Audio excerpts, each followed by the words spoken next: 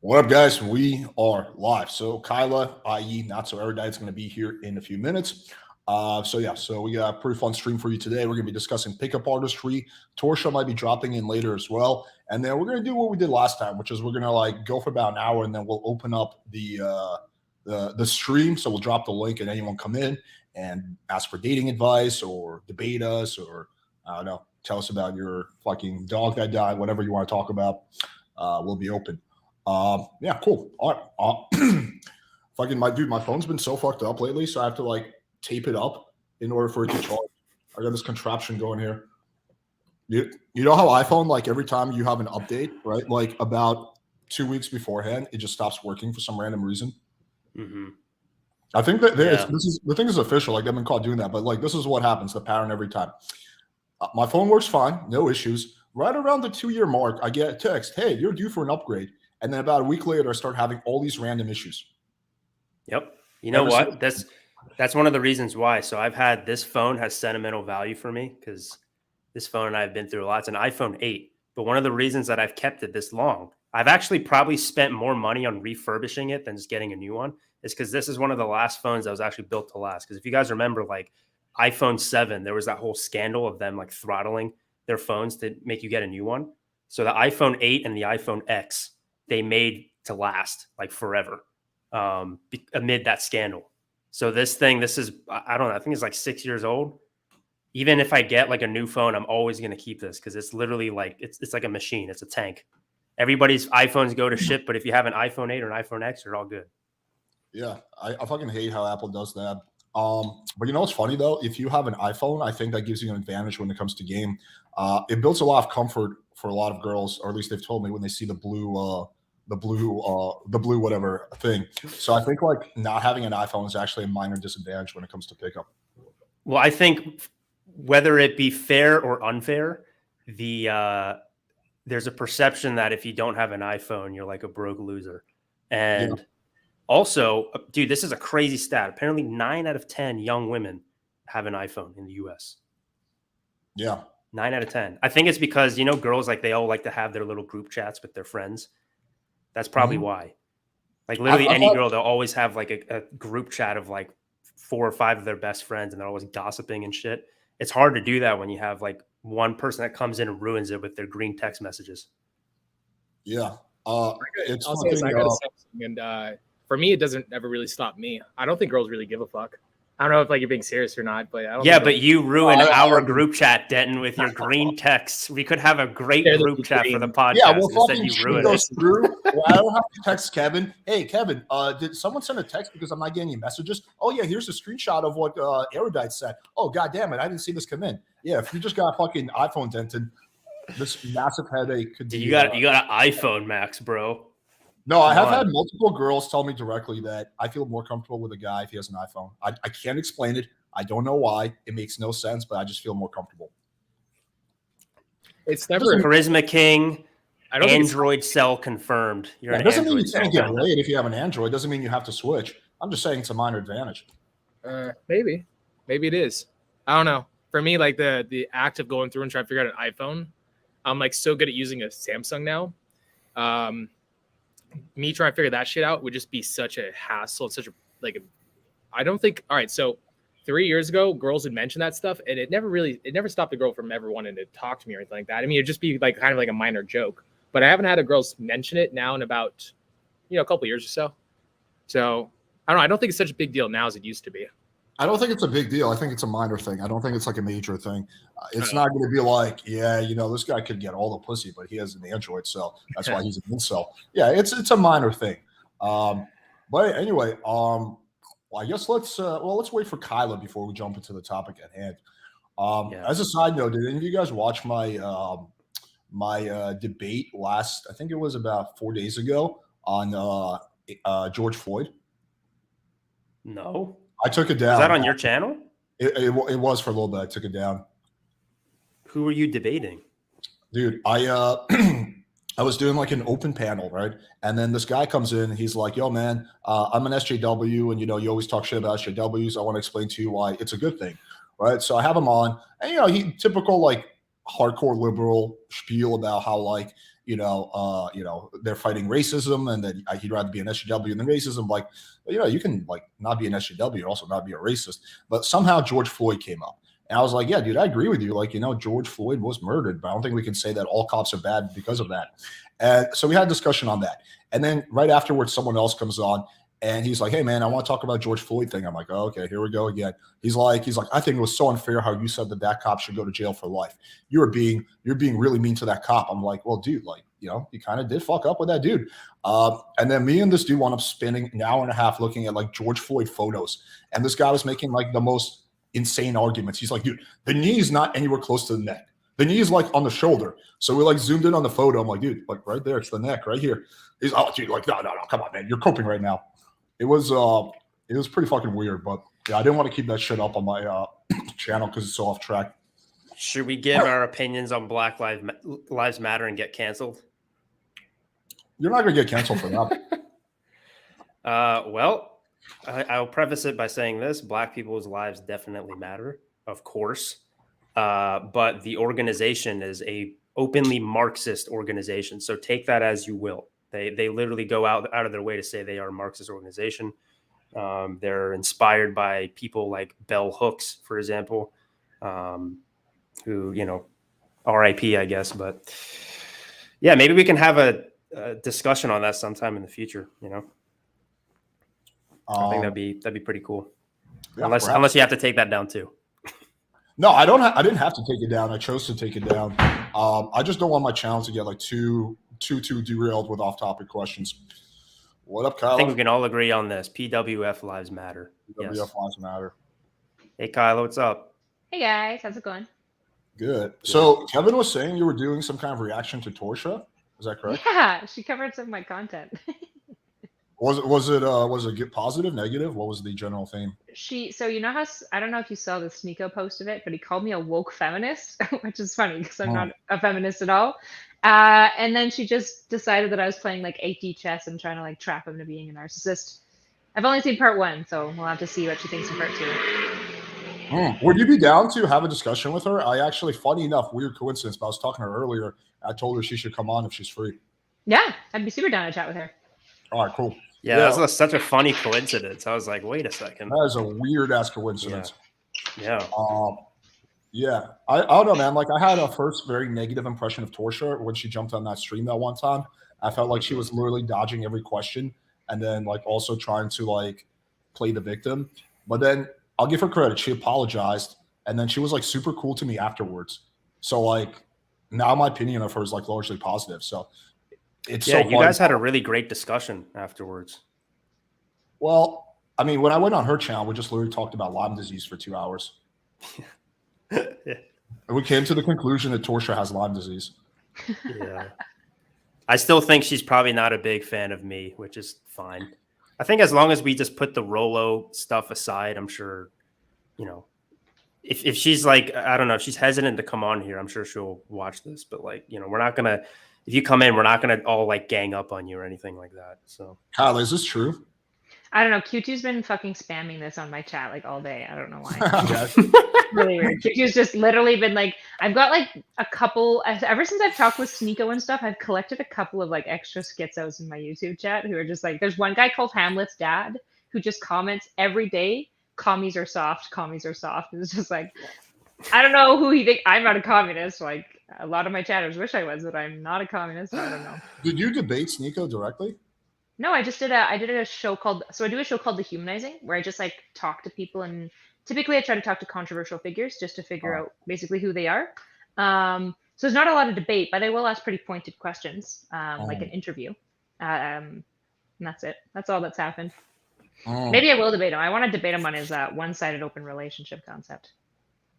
I tried. Well, you can actually debate me on that too, because I have a one-side open relationship. But yeah, but it seems like your dynamic's a little bit different. Like he's trying to convince his girlfriend into it. I don't know if maybe that's how your relationship played out. No, my girlfriend was on board from the start. Yeah, that's what it sounds like. So it's just like at the end of the day, I'm not gonna like argue you about your relationship.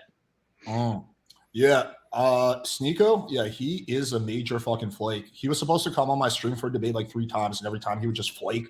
And like You know, like the polite thing to do is like if you're flaking is to be like let the person know in advance and be like, hey, you know, can we do this day? Sneako would just be like, can't make it, bro. Destiny invited me on. More clout. See ya. I was like, dude, you are a fucking asshole. Like, he's a bit of a rat. Yeah. But fuck you, Sneako. But yeah, I'll probably get him on some point. At some point, he'll come through. But anyway, so today's topic, what I thought was, well, actually, you had this idea, right, Kyla? Or whose idea was this? This was mine. Oh, this was yours. Yeah. So pick Kyla, up Kevin. You know, I understand why you get it. He's like, it's a smart idea. It's got to be Kyla's, right? Yeah. You know exactly. What I was trying to tell the chat. I don't know if you were on for this point, but when we did that like massive group debate, was that like people always say, oh, why do you like Kevin on? He contributes like nothing, but like some of the ideas that you guys really love were actually Kevin's ideas. I just didn't think I had to just like announce it, but like it is true. Like a lot of the good ideas that have been content on this channel were your ideas from the start. So that's why they hate me. Right, but they don't like good ideas, bro. But that's what I'm saying. It's like good ideas are for betas, obviously. Like if you guys enjoyed that panel that we had with the Black Pill with Wee Waffles and all that, that was Kevin's idea. I didn't come up with that, right? So that wouldn't have happened. But yeah, so pickup artistry in 2022. So the Black Pill thinks that pickup artistry is dead, that girls get really creeped out when you approach them, that in fact you shouldn't, and that girls love online dating, that girls, why would a girl ever want to be approached in real life when she gets thousands of matches? That's what the Black Pill thinks. The hardcore blue pillars or SJWs think that it's creepy because you're imposing on the girl's privacy and that like, you know, you're being like, whatever, you're putting her in a comfortable position and it's very socially uncalibrated. Pickup artists obviously think it's a good idea. And then you have like little nerds like me who say, oh, but you can get laid online, but pickup artistry is cool as well. So I don't know. Let's start off by, I guess, like discussing where we all stand on pickup artistry. I think it's important to make a distinction, if there is one, between cold approach and pickup. Is there a distinction to be made between those two? Because I think with pickup artistry, there's already sort of a negative perception of it, of like the guy that, you know, wears the flamingo, you know, whatever, and just like is peacocking and doing all this cringy shit and saying all these lines and bringing out their tarot cards and shit, you know? And I think if people are critical of that, people who are very, if you put it in PUA terms, like outer gamey of like, what's the exact things that I say, you know, and trying to put on this persona of what they think a girl will like. I think that that's pretty awful. But the idea of you know, sacking up and going and cold approaching girls, I think that's extremely based. So I make the differentiation between those two. I don't know if you guys have the same outlook, especially you, Den, because you know you teach cold approach and all that type of stuff. So my opinion is this. I think that pretty much every good quote unquote pickup artist or guy who has game comes to this conclusion that really good game is like 70-80% internal, like where you figure out like where you become the confident guy, the assertive guy, the dominant guy, the guy that's funny, that's charismatic, like actually transforming yourself into that person through massive amounts of repetition and practice, and 20-30% like technique and understanding what to do in various difficult situations. This is where naturals struggle. Naturals have all the internal stuff down, but they don't know how to handle certain like random situations, and they do suboptimal things. So, but naturals will still do better than like a cringy pickup artist. So if you can combine those and you get the internals of a natural, as well as understanding external game and the best thing to do in pretty much every situation, that's a good combination. But I always say this good game should not look like pickup. Like if it looks like someone's trying to pick up a girl, it's not actually a good game. Good game should look like two people talking and the girl being really into the guy. That's what it should look like. So I don't know. I get really good results from cold approach, but I don't think it should be the only thing you do. Like I think the argument should be that you should work on your charisma, which is, you know, going out and whatnot. I think you should also work on your life, your social circle. You should work on your chasing your purpose, building something around yourself where you feel like a king. Working on dating apps, social media, everything else you should be working on your style, your fashion. Yes, work on all that shit. But I do a really fucking good on cold approach. I ran a boot camp. I had 5 guys on the boot camp this weekend. I spent the majority of the time coaching my clients, and then like I had about an hour to myself where I can pull in the guy, I could demonstrate for the guys. I took 2 girls home in about 3 days. I got a bunch of infield from last week where I made out with 2 girls in a club. Then I took a 3rd girl home. I'm posting that video up tomorrow. And then I have another video where I took a girl home in about 5 minutes from like the night previous. And then I have like a bunch of little short clips of me driving girls actually back to this place on my channel from the same week. I think I fucked like 5 girls last week, which is not exactly something for anybody watching this, I have a high sex drive. I'm also a bit like a slight sex addict. So this is not something anybody should really want. Anybody who's doing this shit to like sleep as many girls as humanly possible, I don't think that should be really your outcome. I think it should be the quality of women too. They should be shooting for. Like you should be saying no to a lot of girls when in regards to sex. But I think it's a really good. If the question is, can you get girls through cold approach? The answer is, well, from my perspective and from what I've seen in my infield, fuck yeah, definitely. And I think it also builds up your charisma. I think putting yourself out there to like time and time again, go out and approach, even if you're not getting the results yet, it makes you so charismatic. When I go out a lot, it's a lot easier for me to talk and not be shy and in my head. That's from my personal perspective. I don't know. Other people are going to say something different, but if whatever you say works for you and you're putting the energy into it to improve, fuck yeah, do it. If it's looks maxing, what do you think it is? If it's working for you, do it. Gives you enough confidence to like, make girls like you. Cool. I'm good with it. For me, pickup is pretty powerful. Not to mention nobody's going out anymore or approaching. So there's, it's a market where nobody's investing in. I think they call it a bull market or a market. Bear market. Yeah, people are pulling out of this market and is rising the stock. Dude, I so disagree with it. With maybe it's different where you are, with that no one is approaching. In Miami, like chicks get approached. Oh yeah, actually, yeah. Miami's different. It's not, but it's not by pickup artists. It's just by guys who are horny and want to get laid. Like if you say, "Hey man, are you a pickup artist?" They're gonna be like, "What the fuck is that? Like, is that like wearing funny hats?" But yeah, like you cannot like be a girl in Miami and not be approached non-fucking stop. Is that during the daytime or is that mostly at nighttime? More so at night, but during the daytime as well. Because I was going to say one thing, you brought up naturals a while ago. I think this is one thing a lot of people don't talk about with naturals. The guys that most people look at as naturals, the natural technique is usually guys who just like are chads and they get super pissed drunk and their inhibitions are all gone. And then they just do whatever because they don't give a fuck at night. I'm sure maybe you guys have experienced that. That's where the whole idea of like A-mogging comes from, right? Yeah, I mean, we did an interesting experiment. Like this was like 6 months ago where me and Natty went to a bar and we mic'd her up and then we set her loose, right? Just by herself standing by the bar and wanted to see how many guys would approach her and what their game was like. And yeah, she would get approached like once a minute, basically. So a guy would strike out, and then probably 30 seconds to 60 seconds later, another guy would come in. It's just like a nonstop thing. So what I was doing, a lot of people said I was a dick for doing this in the comments, but I thought it was really funny. Is like when the guy was talking to Natty, I would come in and just like say hi and like pretend like we're strangers, and then just start making out with her. And the guy's reactions were hilarious. I agree, it's a little bit of a dick move, but it's also really funny. But yeah, what are your thoughts, Kyla? Probably mine's going to come from more of like the therapy lens. So for example, when you're like teaching a client a skill, because there's some confusion. I'm an addictions counselor. I'm not a licensed therapist or anything. But I kind of view it in like, there's kind of 2 elements. There's like, we talk about like there's psychoeducation and skills section. And then there's kind of more of like the deeper, like emotional regulation techniques and like kind of like narrative building and stuff like that. Pickup artistry to me is like a lot of this like basic skill stuff, which is actually really, really important. So if you have like a socially anxious client and they also lack social skills, before you can ever get them to do anxiety work, you actually have to build social skills. And so I kind of view PUA as like this really like some really fundamental skills required for like talking, approaching, and like chatting with women. I kind of view socializing in like 3 areas. I view people need to have social skills in 3 major domains, which is kind of small talk, casual domain, flirtation, and confrontation. Most people know how to do small talk pretty well. Most people don't know how to do confrontation, which is where you'll hear a lot of people talking about boundaries and all that sort of stuff. And very little people talk about it, but most people don't know how to talk in like a sexual dynamic kind of exchange, which I think is actually a whole different skill.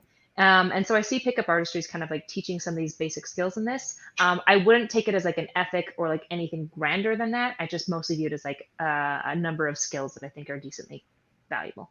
Yeah, pickup artistry is ethically neutral. It's like I don't know, I don't know. I'm trying to think of a good analogy. I can't really think of one, but yeah, it's ethically neutral. You can use it for good or you can use it for evil, right? That part is up to you.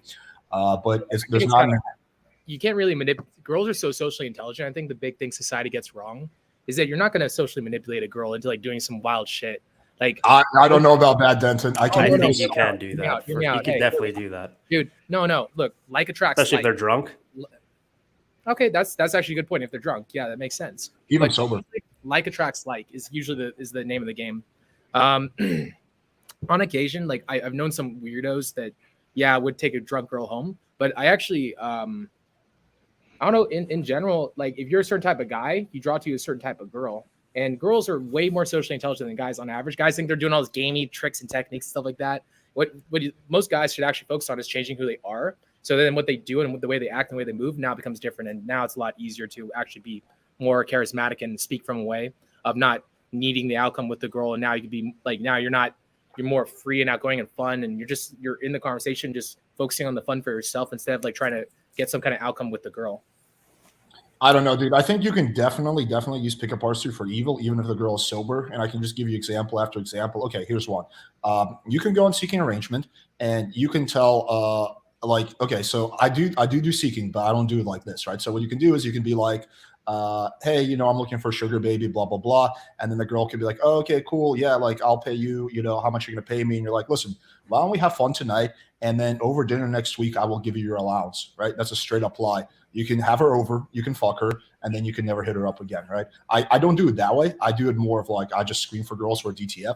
But that's one example of how you can use game and social engineering for bad things. You can okay, here's one. This is kind of like questionable, I would say. My buddy used to do this. So he would create a Tinder profile as like a male model, right? Set up dates to the bar. And then what he would do is he would give the phone to his friend. So he would go to the bar, wait for the girl to show up, text his friend. The friend would text the girl and be like, hey, sorry, I can't make it. 30 seconds after the girl got the text that the male model is flaking, he would approach her, right? And at that point, she's like a very vulnerable state because she's just been flaked on. And then he would usually pull them back to his place and bang them, right? So I think there's definitely things you could do if you're like ethically dubious to maximize your success. Is just, probably not something I would recommend. So you're talking like from a social engineering aspect? More? Yeah. I mean, even if you think about like we typically socialize women to be much more passive, much more people pleasing and stuff like this. So like there are tons of situations like, so typically I don't get many opportunities, but when I've like taught women in like homes and stuff like this and like treatment centers, a lot of the teaching has to basically be like how to let people when you're uncomfortable, because a lot of women like struggle to even do this basics thing. And so like, especially if you're somewhat aware that women are like this, I think it's incredibly easy to manipulate women as long as like you're apologetic enough and you like throw them enough bone to like be nice. That like a lot of women, because we're kind of socialized to be like not good at boundaries, people pleasing and kind of passive, that like women can actually be incredibly easy to manipulate. And so I would argue like they might even sniff out what's going on, but a lot of girls get into really, really dangerous and like dicey situations because they've been kind of like manipulated, and they were a bit like passive. And I would still say like onus is on the women to like work on not being passive and asserting your boundaries and all this sort of stuff. But I know a lot of women struggle with this. Yeah, I can see that. I mean, going back to like pickup artistry in 2022, I do think that people are using apps more than ever, but I still think that you can still like I don't know. I think it's like almost some of these guys are living two different worlds. They're like, dude, no one's approaching where I am. It's like everyone's antisocial. Like in Miami, it's like nonstop guys approaching girls, and they're not pickup guys. So there's definitely still room for pickup. I don't think cold approach is ever going to go away.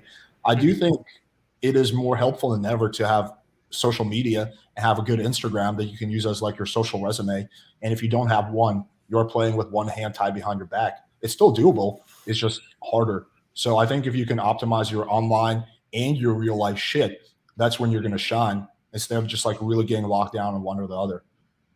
What do you guys think of the whole idea of fake it till you make it, right? So let's say that you're just a pretty dorky dude, but you read The Mystery Method, for example, and you have all of these lines and stuff and, whatever. Like you basically just start to play a character that you think that women are attracted to, and then you end up going and do that. And let's say that you see some success. I could see somebody making the argument that it's worth doing that if it helps to get you the result, and that sort of helps you actually become the real thing down the line. It's not something I personally believe, but I'm curious to know what your guys' thoughts are on that. I thought about this so much. It's fake it till you make it. Then once you make it, be yourself. If you're like a dirty worm, or like you're like this nasty person that's just like that, just is so thirsty for the opposite sex, like you being yourself is not going to get the real results that you want. The thing that I actually found helps the most is you want to change people incrementally. You want them to be about 90 to 80% themselves when they're like practicing being social or they're going through their lives. And then you want to work on maybe 10 to 20% changing, but you want to focus on something that's very specific and targeted. Something that's going to help them out the most with the investment of time is going to help them out the most. Anytime you try to make somebody change more than that, though, they start becoming very disingenuous and incongruent, and they get in their head too much when they have conversations with the opposite sex. The changing itself, it's a slow moving process. It's really difficult. If you even try to change too much at the same time, it's hard. But yeah, if you're a dirty worm or you're not getting results or you're negative or creepy or this or that, you got to change who you are. You can't be yourself. The answer of being yourself doesn't make any fucking sense. But at one point, yeah, be yourself. But at another point, fake it till you make it, for sure. Yeah, I think I pretty much agree with what you just said. I don't even really have much to add. But like to what extent of fake it till you make it? I mean, any self change is an element of faking it until you make it. Like, for example, if you're, again, a socially anxious person, putting yourself in situations, so that like the way you treat social anxiety is you put yourself in situations that make you anxious over and over and over again, until it becomes easier, basically. And in a large way, that's essentially faking it till you make it. Like, you don't want to be there. You're not enjoying yourself. You fucking hate it the entire time, but you're going to keep doing it anyways, because eventually, essentially what you're faking ideally will become just who you are. That's how like anxiety treatment works. However, you probably shouldn't lie about your values, right? So if you don't want kids, you'll never want kids, and you also don't believe in the institution of marriage, and you never will, you probably like shouldn't fake that, right? So like when it comes to like faking core values and ethics, I would say like probably don't do that. That's like getting into like lying, manipulation territory. But as far as like faking certain skills, kind of like pretending that you're more confident than you are, like there's an element of like faking it till you make it is sometimes just like allowing your emotions to basically be like, I acknowledge that I'm anxious and I'm going to do this thing anyways, or I realize that I'm sad and I'm going to do this thing anyways, stuff like that.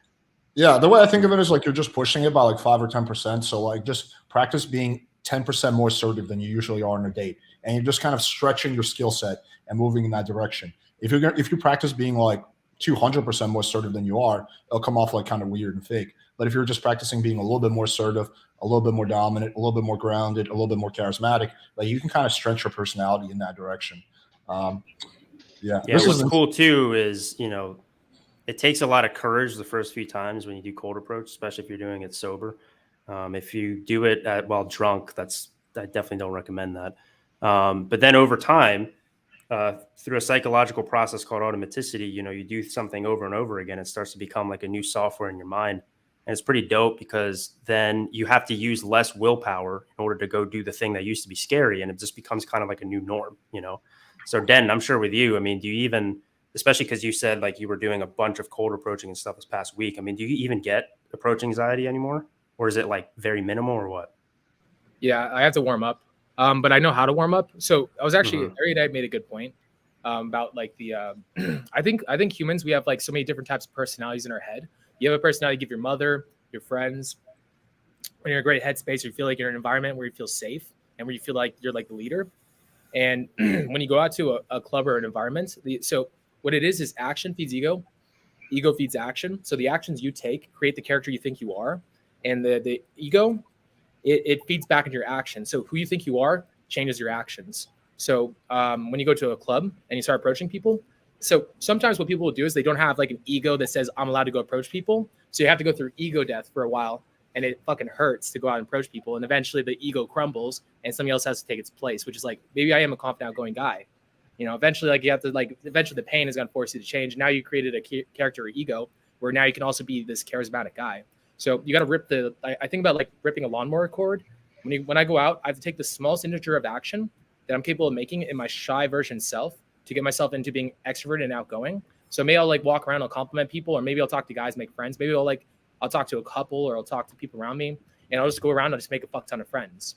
But once I feel like I run the environment, or I feel like I'm the king of the environment, then from there I can start going a lot more direct, or I'll just like go indirect, direct. And I'll tell a girl I like her with more of the mannerisms, the way I speak to her, as opposed to being more direct and just saying that I think she's sexy. So it's kind of like a ripping of a lawnmower. The action does feed the ego, but sometimes like you do have to warm it up. Here's an interesting question. Do you think cringe openers from 2005 work in 2022? I feel like most people that were aware of opinion openers have moved on, and the new crowd doesn't know about opinion openers. So hey, do you guys see the fight outside? Yeah, I personally Please tell me you guys know that one. Yeah, I personally think opinion openers. Oh, come on. No, I do. You never seen the pickup artist show? Yeah. There's like this one guy that just kept using that line. It's hilarious. Yeah, it's cringe. But yeah, I think opinion openers are pretty cringe. I wouldn't do that. There's two type of openers I do at night. One is I just go up to the girl, I introduce myself and say, hi, I'm Alex. I think that's a very simple one that literally anyone can use. But if your name is not Alex, like insert your real name. Don't be like, hey, I'm Alex. And the girl's like, oh, your name is Alex. No, my name is Jeff. Why'd you say you were Alex? But so with that aside, another one I will do is just observational stuff. So I'll just comment whatever comes to my head. But if nothing comes to your head, like no observational shit comes to your head, just go over there and just introduce yourself. I don't think you have to pretend to like ask her for her opinion. I think most girls will just pick up on what you're trying to do, and just comes off very weak. I think it's very weak. Like it's like this guy has no balls to like actually approach me. He has to like do this weird shit. Hey Kyla, who lies more, men or women? I think people lie. I really don't know if I can gender that behavior at all. All right. Well, I guess we just found out whether those lines work or not. That was like a classic PUA line. Or maybe I just have zero game. Maybe that's really it, right? I'm a bit hard to. I'm a tricky girl. Okay. I'm a high value woman. Yeah. I want to see you on the speed dating thing, Kyla. I want to see you either on either side of it. I want to either see you try to pick up a girl, or I want to see guys try to pick you up. And I'm really curious how it would go. I would ask if you want me to play. If people are trying to pick me up, I'd ask, do you want me to be easy, medium, or hard? Hard. Those are different. Those are different ball games depending on the mood you're in, right? Like a girl who's like looking to be picked up is a different girl than a girl who is not looking to be picked up. Definitely hard. I think that'd be a lot of fun. We could even do that later tonight if you guys are up for it. We could open up the chat and have a few guys take a shot, and then we could evaluate their performance. What do you guys think? That's the true test of a real pickup artist. Can they pick up a girl who's not interested at all and use these magical words to make her attracted to him? Oh, everyone in the chat is loving the idea. You know what idea I had yesterday? Every time I have like a new pickup artist, whatever, like dating coach on my channel, I'm going to do a spontaneous speed dating thing where I'm going to have them go on like a virtual date so we can like see their game in real life. It's far from perfect, the speed dating thing. It's got a lot of inherent limitations, but I think it's better than nothing. I think it's a good proxy for just like a general, baseline competence, I guess. I don't know. Yeah, I don't. I think the speed dating thing's great. I mean, you could even see guys who go on the speed dating thing on your show regularly, and you could see their improvement with just how they carry themselves. Yeah. There's been some really good improvement, especially the guys who are consistent, do it every time. Yeah, I've seen some pretty solid improvement. Austin Rose, shout out to him. Who else? Greg, the Russian pickup robot. Greg, he kind of has his moments. Sometimes he's better, sometimes he's worse. Sometimes he kind of goes like RSD cringe mode, but sometimes he's pretty charming, charismatic. Hey man, I'm biased because he's a Philly boy like me, so I'm a fan. I like how Natty's just like trying to get opinions on like our personal situation. Commandeering the chat. Yeah. Okay. Do you guys have anything to add on this before we open it up? Well, in terms of like cringe stuff, I think so. A lot of guys, they want to like focus on the individual approaches themselves. But I think like if you're going to go out and approach, doesn't matter if you approach 9 girls and 9 reject you, but then the 10th girl is this super gorgeous, like Victoria's Secret model, and you go home with her. Neither 9 are kind of irrelevant. If for you, going up approaching and cringe makes you laugh on the inside, and it puts you in a better headspace. The headspace itself is going to make you sexy and attractive.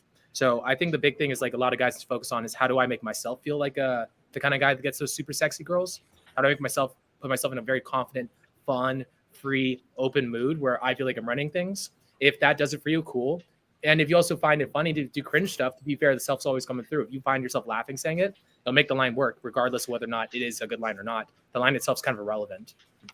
Yeah, Torsha's in the chat. I dropped her the link. All right. I want to see a little chat there. I want to say one last thing with the pickup stuff. You know, I always take it from the self-improvement route, and you just have to ask yourself this question.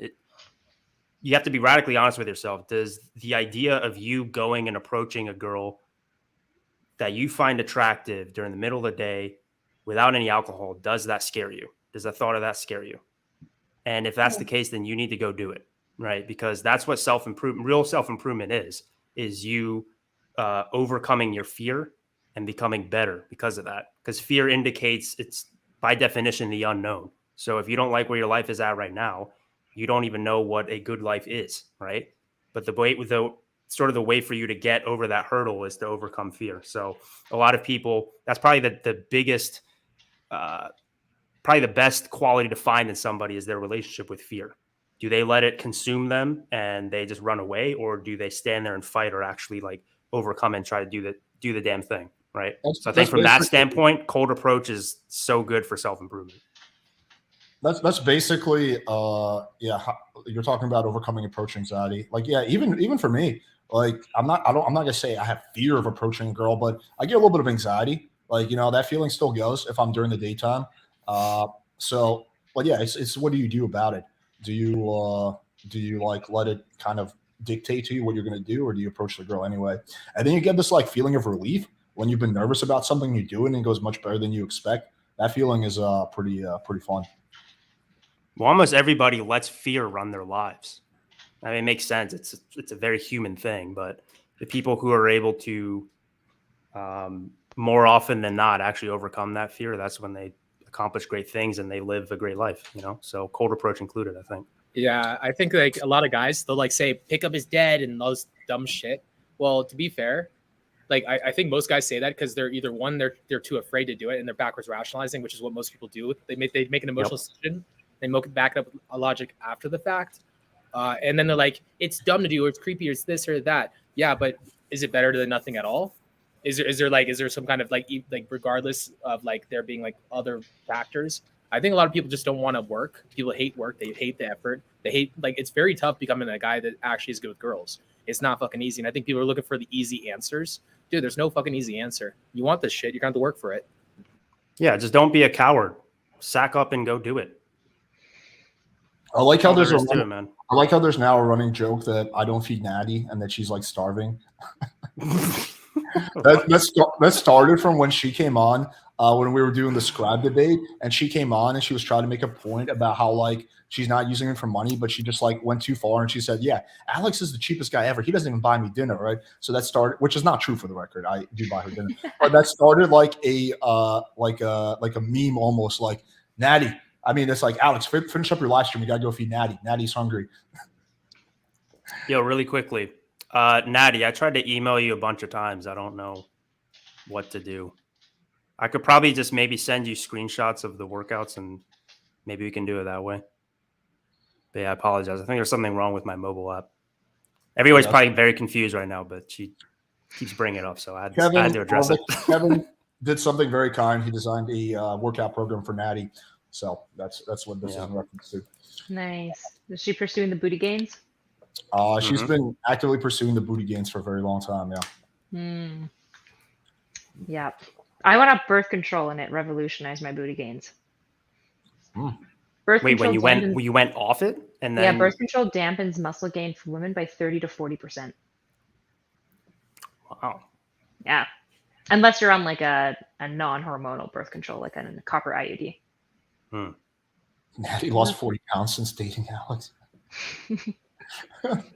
that would put Natty at 60 pounds. She would be like literally a starving Nigerian child. Torsha, so do you want to come on? I dropped you the link. By the way, Torsha, we talked about this earlier. We're not going to like gang up on you or anything like that, unless you start simping for Rolo or something. But otherwise, it'll just be a normal conversation. So maybe Kyle, you can start off by giving the context of what video of Torsha's you were reacting to, like what happened. So I was kind of like the inception of reactions. She was reacting to my conversation with Sneako, and I was reacting to her analysis of my conversation with Sneako, like a true streamer, just milking content for all of content's sake. So that's the context. I had a show with Sneako called The Humanizing. The Humanizing is where I talk to controversial figures, and I basically ask them who they are and why they are who they are.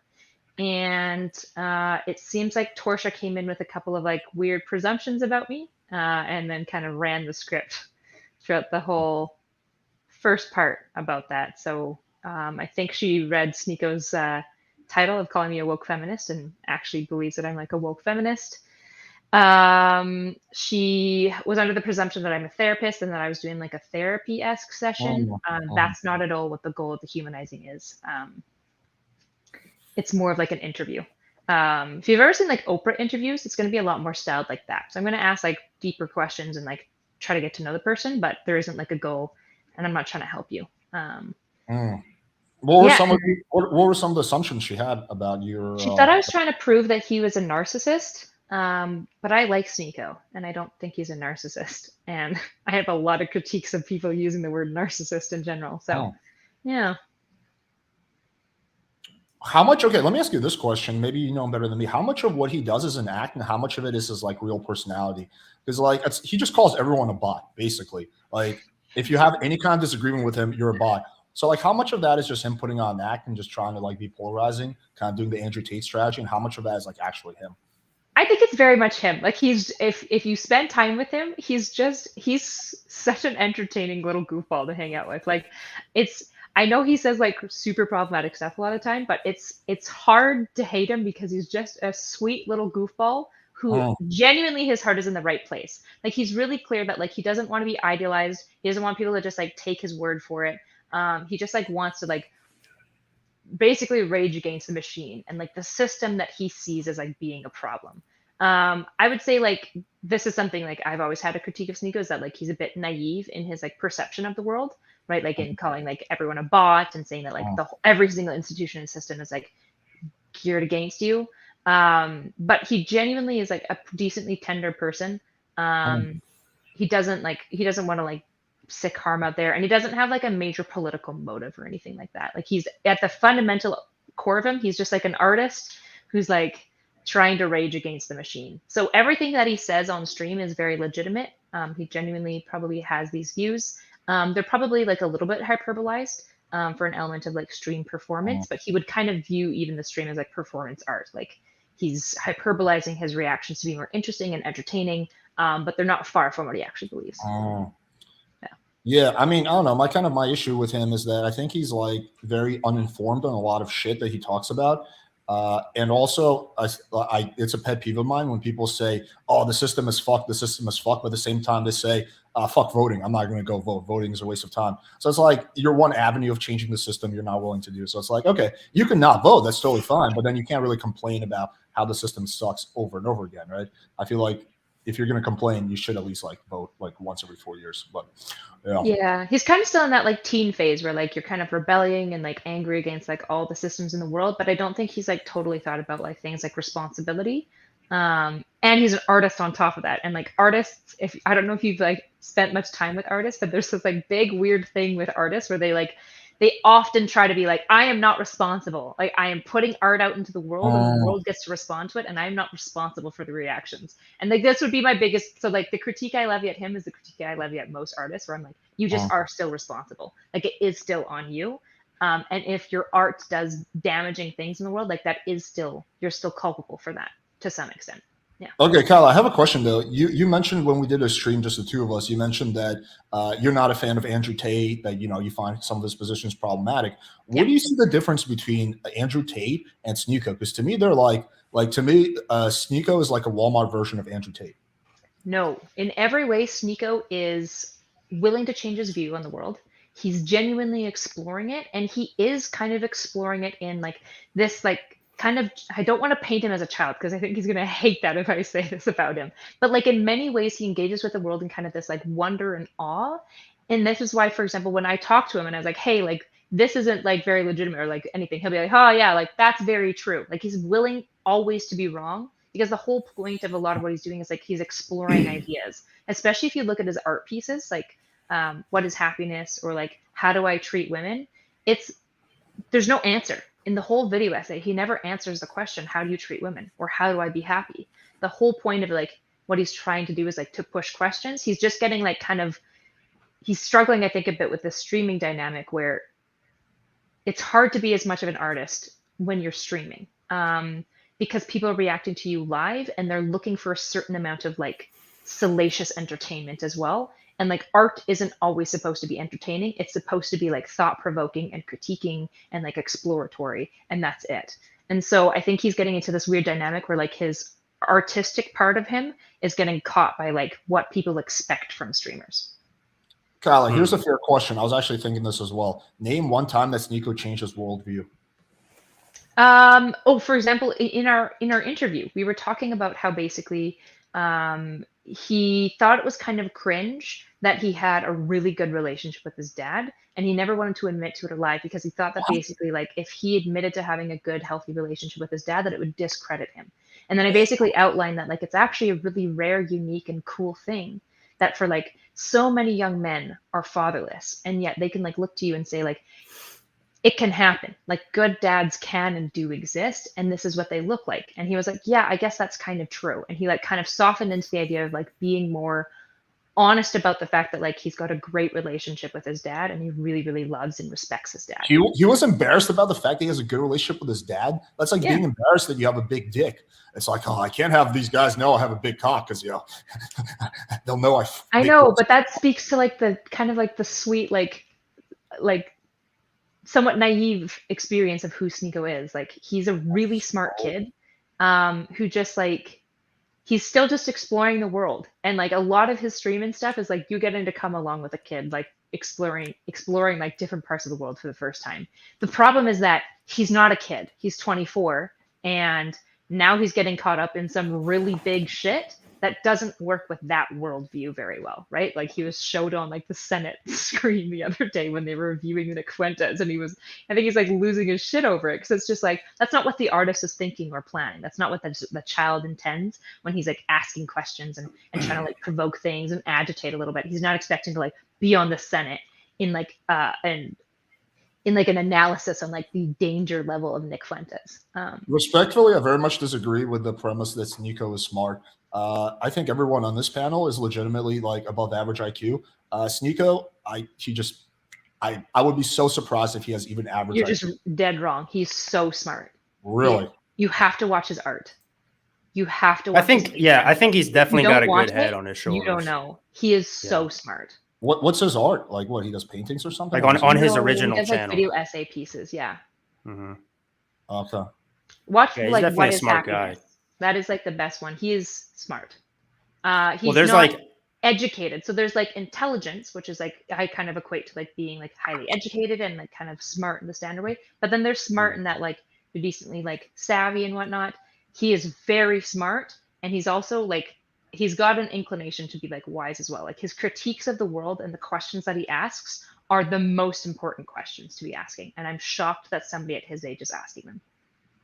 I don't know. To me, it's like the stuff that he says is like typical like Reddit conspiracy theory questions. Like everything he says, it's like I've heard that 1,000 times on like Reddit and like alt-right types of networks. Oh, why is the system fucked? Why, like it's all like all the stuff he's saying. I'm like, yeah, I've heard this 1 billion times. I think he's definitely intelligent, but the way that I define smart is a mix between intelligence, which is largely genetic, and then wisdom, which is something that's learned over time. So I think he's probably very intelligent, but just doesn't have that much wisdom, or at the very least, he doesn't show it, which is fine. I mean, that's something that comes with age. You can't expect a 24-year-old to be wise at all. He doesn't engage in good thinking. Like he doesn't engage in good thinking, and he's not learned. Like in all ways, as far as academically, he's definitely like got high school level education. So he's not learned, and he engages in a ton of motivated thinking, which is why he comes across, I think, to a lot of people, because he's engaged in like bad motivated thinking in a very kind of salacious direction. But he's not dumb. He's just not dumb. Yeah, he's definitely not dumb. See, like someone like Myron, for example, who I don't like, I will freely admit that Myron is clearly an intelligent guy. I can just see that the way he forms ideas, his processing speed in his brain is fast, the way he articulates himself. Again, don't like the guy, but I will fully acknowledge the fact that he's smart. He's above average intelligence. Sneako, I like Sneako way more than I like Myron, but my true honest opinion is that he's not that smart. I don't think he's like a total dumb. I just think he's like slightly below average intelligence, in my opinion. But you guys should have a debate about how smart Sneako is. I want to get Sneako on the live stream and have him do like a screen share, like an IQ test, and we can go through it in real time. And we get to the bottom. Not do a screen share IQ test. Those things are garbage, and they always boost your IQ by like 20 points. That's true. Maybe me and Sneako should have an IQ off. Okay, but going back to the initial question, you have to acknowledge that Sneako agrees on literally every single thing Andrew Tate says. They have no disagreement between the two of them. I think Sneako thinks that. I don't think that's actually true. What do you think they disagree on? So Sneako is somebody who, at the fundamental, I could be wrong. Sorry, I've got a label going on in my head that's very loud. No worries. Let me just pause it. Sorry, that was a really loud super chat. I'm just gonna pause these. Okay, ask me your question again. That like completely broke my train of thought. They are paused now. I was talking about Andrew Tate and Sneako, and I was saying that Sneako literally agrees with every single position Andrew Tate has. I like Andrew Tate a lot. I disagree with like 30 to 40% of his positions, right? But Sneako literally loves Andrew Tate, and he agrees with every single one of his positions. So there's one thing that I would say is my biggest critique of Sneako is he's definitely okay with like hustle culture manipulation for money. Like in his mind, if it gets you money, it's fine. I think that that's a really bad thing. That would be my biggest critique of Sneako, being like, I think you're just wrong here and your heart's in the wrong place here. Like it is just bad to con people. Andrew Tate is not, so like Sneako is somebody I think who genuinely loves the people that he loves, and he doesn't want to like do harm by them. Like he wants to see them well off. He believes in like loving your woman. He believes in this idea of like chemistry and connection. And as much as he like makes fun of like, oh, going home to Boo Bear, I think he at the fundamental of him understands the value of it. He can't not. He's got an incredible relationship with his dad and a good relationship with his family. I just think there's kind of this pursuit of like fame and like whatnot that's like kind of replacing some of that. But Sneako is very much a person who I think like his feet are probably in the wrong direction, but I think his heart is actually like in the right direction. Like I think he's a guy who tries and cares and is good, but I would agree that his feet are in the wrong direction. And over time, if his feet keep going in the wrong direction, he might also become like his heart is in the wrong direction too. And I would say Andrew Tate is somebody whose feet are in the wrong direction and his heart is in the wrong direction. Like I don't think Andrew Tate believes in like love or connection or like happiness or joy or like fulfillment. It's mostly like me, mine, what can I get for myself, self-improvement and responsibility. And that's about it. See, that I would disagree with. I would agree that I wouldn't say Andrew Tate's feet are completely in the wrong direction. I think some of the things that he's speaking up about are actually great things that I would speak up about too if I was into like politics and shit. But I think his heart is generally in the right direction. I think he's a little bit too obsessed with the material things in life, and that kind of shows. But aside from that, yeah, that makes you a bot. It's funny. It's so ironic because that actually makes you a bot if you are driven by materialism, especially when it comes to like money in the form of US dollars. That's literally a construct that the government made that's backed by nothing. And so it's so funny when people say like, oh, I'm red pilled. I'm always chasing the bag. Well, the bag that you're chasing is currency that's based on nothing that the government is guaranteeing. And it could just be worth nothing tomorrow. They just print a bunch of money. So I find it very ironic that he calls other people bots when he's a bot himself because he'll do anything for money. The U.S. dollar is not just going to crash overnight. Like the U.S. economy the U.S. has been around for 300 years. It'll be around for at least another 100 years. Like no. There's inflation and shit, but we're not going to be like all the money you have in our bank accounts isn't going to be worth nothing overnight. We're not like Venezuela. Like U.S. is a fairly stable country, all things considered. But back to the initial point, I would still argue that Tate's heart is in the right place as well. Like. Especially all the stuff like has come out about him, supporting an orphanage and donating to like animal rescue and stuff like that. Luckily.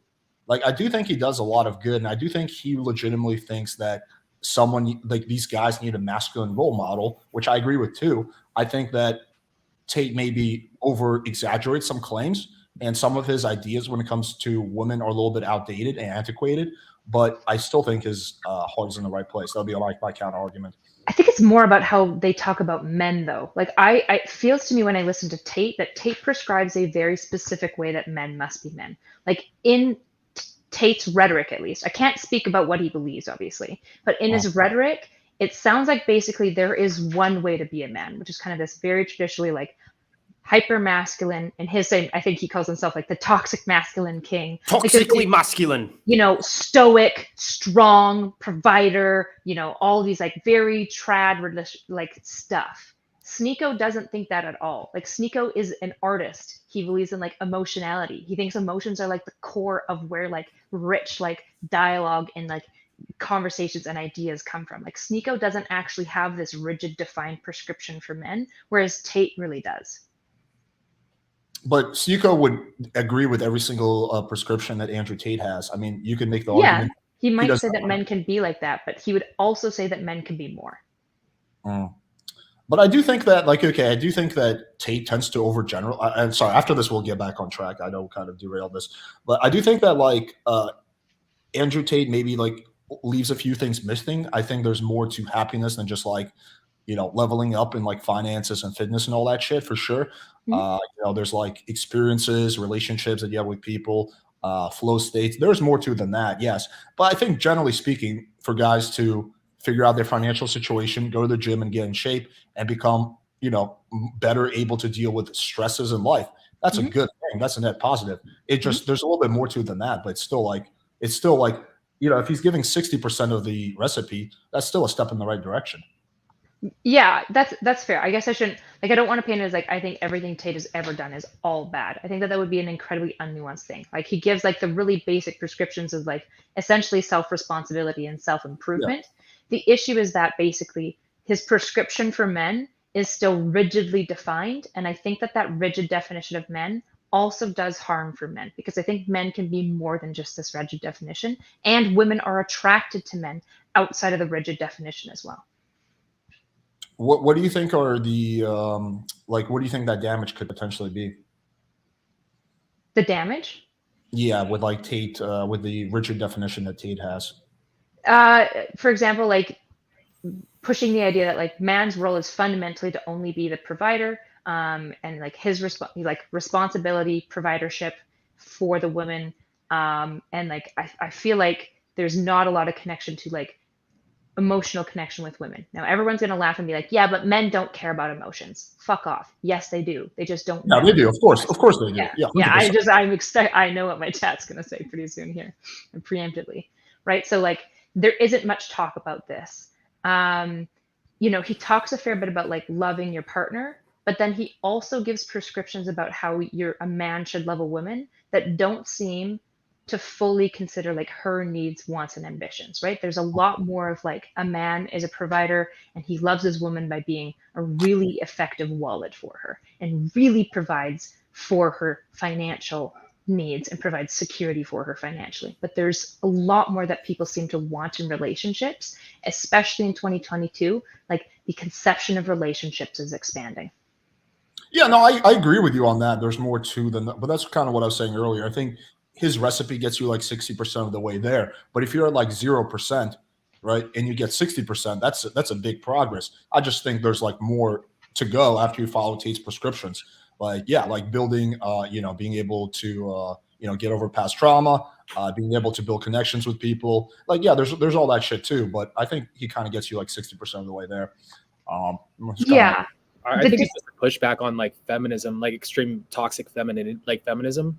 Like there's this new culture now where like we have like, to be fair, to be a masculine guy, to want things, to like want to chase stuff, to chase women, to have more higher quality, I don't know, wanting money in general. I feel like there's like this big push against it with society. A lot of the guys coming up in the schooling system are very feminine now. And a lot of them are very like, they feel very lost, I feel. And they're like, we're naturally very, I mean, we have testosterone in our bodies. We don't have like the same chemistry as women do. I mean, like if a girl walks by and you know, it's kind of hard sometimes not to check her out. And like, I feel like he was just kind of like he was the reaction to the fact that culture is really hardcore pushing towards feminism and emotionality. And so he was honestly like the inevitable thing that came about. I think he's actually, even though he does work in the extremes, I think sometimes you need an extreme to kind of counterbalance a person's personality, ego, traits. And I think it benefits every man to be strong. I mean, I think you're right. He was the overcorrection, right? It went too far in the feminist, whatever mumbo jumbo direction, and he was the overcorrection. He did overcorrect. The truth is somewhere in the middle, right? But yeah, when you go too far in one direction, you almost inevitably get the overcorrection. Right. Yeah, he's the overcorrection. And I feel like so I'm a masculine guy who has a high sex drive, and I feel like sometimes society doesn't like the fact that somebody like me exists. I don't know. I don't mind. I like hitting the bag. I like working out, hitting the gym. I like becoming stronger. I like girls liking me. I like going out there and talking to girls out in the streets and stuff like that. I like approaching a girl and then taking her home and, fucking her. It's a mutual thing between her and me. I think it's just like for him and his standpoint, I get completely where he's coming from. He's reacting to so girls have this thing. Most girls most people are not self-aware. So let me put it that way. Most people are not self-aware about what they really want. And girls, when it comes to guys, they'll say what they logically want, but then they emotionally want something different.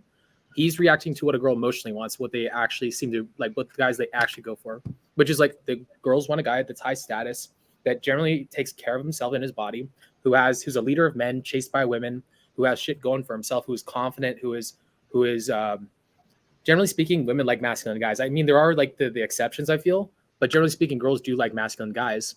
Yeah. And I know a lot of guys, like 90% of all guys are suffering in the fact that they just can't get girls. And most guys are lying through their teeth about how well they're doing with girls.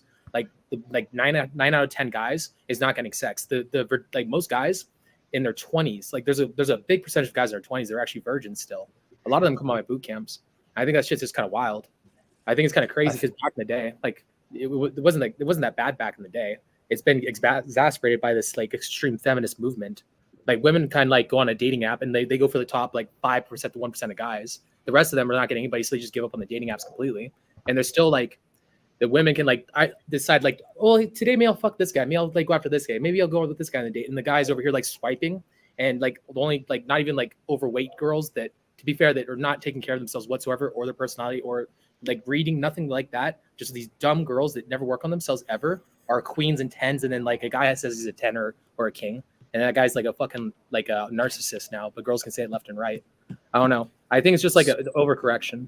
Yeah. So Andrew Tate, really quickly, sorry. Andrew Tate I think he's like the Tyler Durden for Gen Z.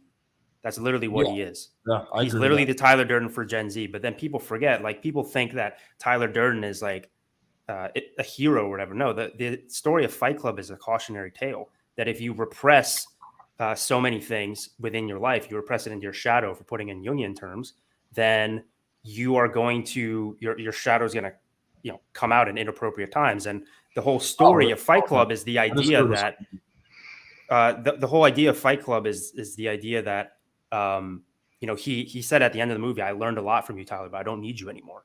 Right. So I think Tate, if he's sort of a representation of, the Tyler Durden character for Gen Z, I think that's okay, especially if they need that overcorrection, right? But at the same time, is Tyler Durden an admirable character in Fight Club? No, but he is necessary.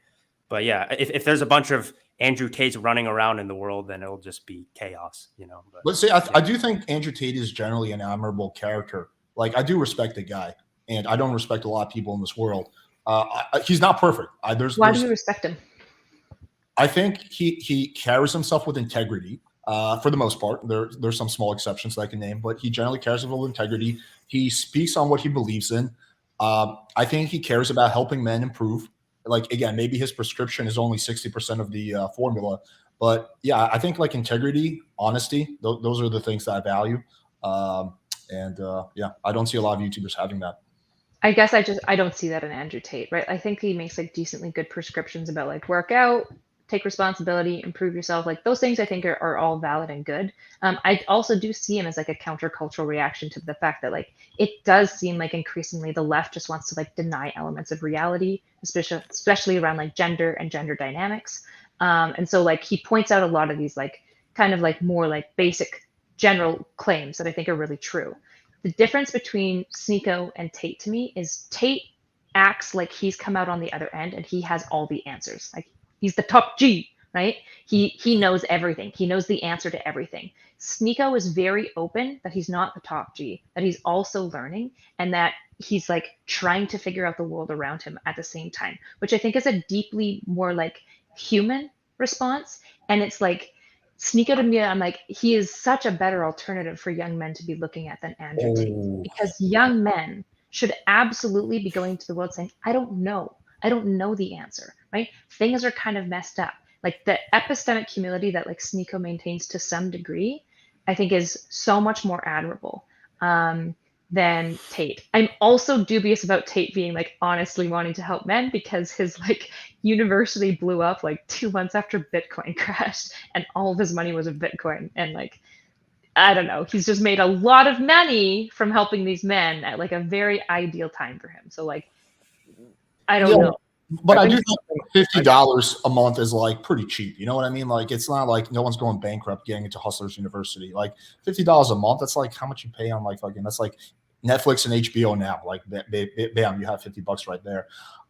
Yeah, I guess we just got to agree to disagree on that. I definitely think that Tate is much better than Sneako, but also in terms of what you're saying in terms of having the answers, you got to keep in mind, Sneako is like 23 years old. He's a kid. Andrew Tate is like in his late 30s. Like I think very likely that when Sneako becomes Tate's age, he's going to carry himself very much like that if he keeps going that direction, or he will say he has all the answers, right? Which would be a tragedy. That would be horrible. It's just a totally different demographic.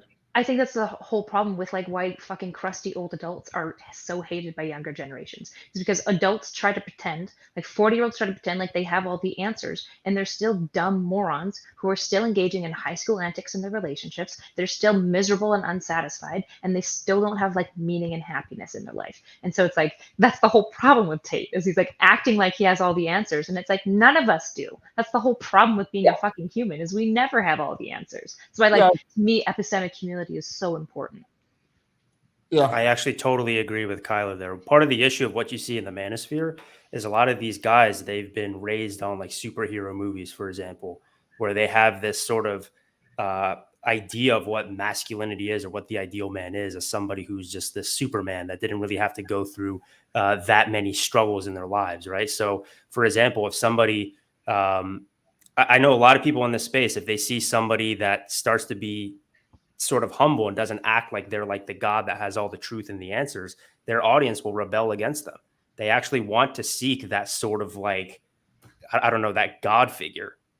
And I do agree that Andrew Tate definitely fits that. So anybody who is more humble and actually admits their faults and whatnot, yeah, those are more admirable people for sure. Well, yeah, the whole chat, one thing real quick, and then the whole chat is literally asking us to get off this topic. They're saying they're getting super bored. So let's let Benton weigh in real quick, and let's move on because everyone's getting pissed off. I think that all right, so we're made for small tribes and small like towns. We're not made for this big 8 billion persons world now where we're on the internet. And so we had this whole thing with girls where they saw like pictures of themselves in magazines, stuff like that. And like, why don't have a body like that on this perfect airbrushed face and whatnot? But they kind of forgot about the fact that Rambo exists, or like Arnold Schwarzenegger is walking away from an explosion in slow motion, or Neo in the Matrix is magic bullets. And guys feel like guys want a sense of power, and they want to feel like they have control in their life. One of the biggest key tenets of having happiness in life is the feeling of control and feeling of change, the feeling of progress. And I think that like Tate is not like obviously an answer for sure, but I think he's a good wall breaker. I think I think his teachings are really good at a certain level, and a lot of guys need that certain level to be the last lesson they ever learn. No, like they definitely should like get to the point where they should evolve past that. But I think as like I don't think there's a teacher alive whose coaching is good for everybody, unless they just water down their content to the point where it's like hardly even applicable or usable. Like usually like the hard hitting content is going to be good for a certain part of the audience is ready to receive it. And then like when they move past that lesson, they should learn something new. I think that he is trying his best. And to be fair, I think he's Alex, I like how you grabbed that one. I think that it can never happen. I wasn't born in America. I think he's very admirable. Like I'll put it this way. He's like a world kickboxer. He was a pretty good chess player. He made a multi-million-dollar business. and I think he does deserve the money. I kind of like if you work for it and you're putting out a product that's helping people out, or at least people are buying it. I think it's helping. Benson, I thought this was a quick point. All right, I'll stop here. Let's move on to the next thing. All right, so Erudite, are you down to go on a few speed dates and then we can evaluate their performance? Sure. Just to be clear, are they men pursuing me, or what's the the men are pursuing you. I want to see Erudite on hard mode though. On hard mode, okay. Hard mode. Maybe we should start off with medium mode and then move on to hard mode. Let's get them off with medium mode. Sure. Okay. I'll start maybe just my personality, and then I'll get more like intense. All right, guys, I dropped the link. By the way, Torsha said that she's doing her stream, but she'll try to pop on later. So we'll see if she makes it.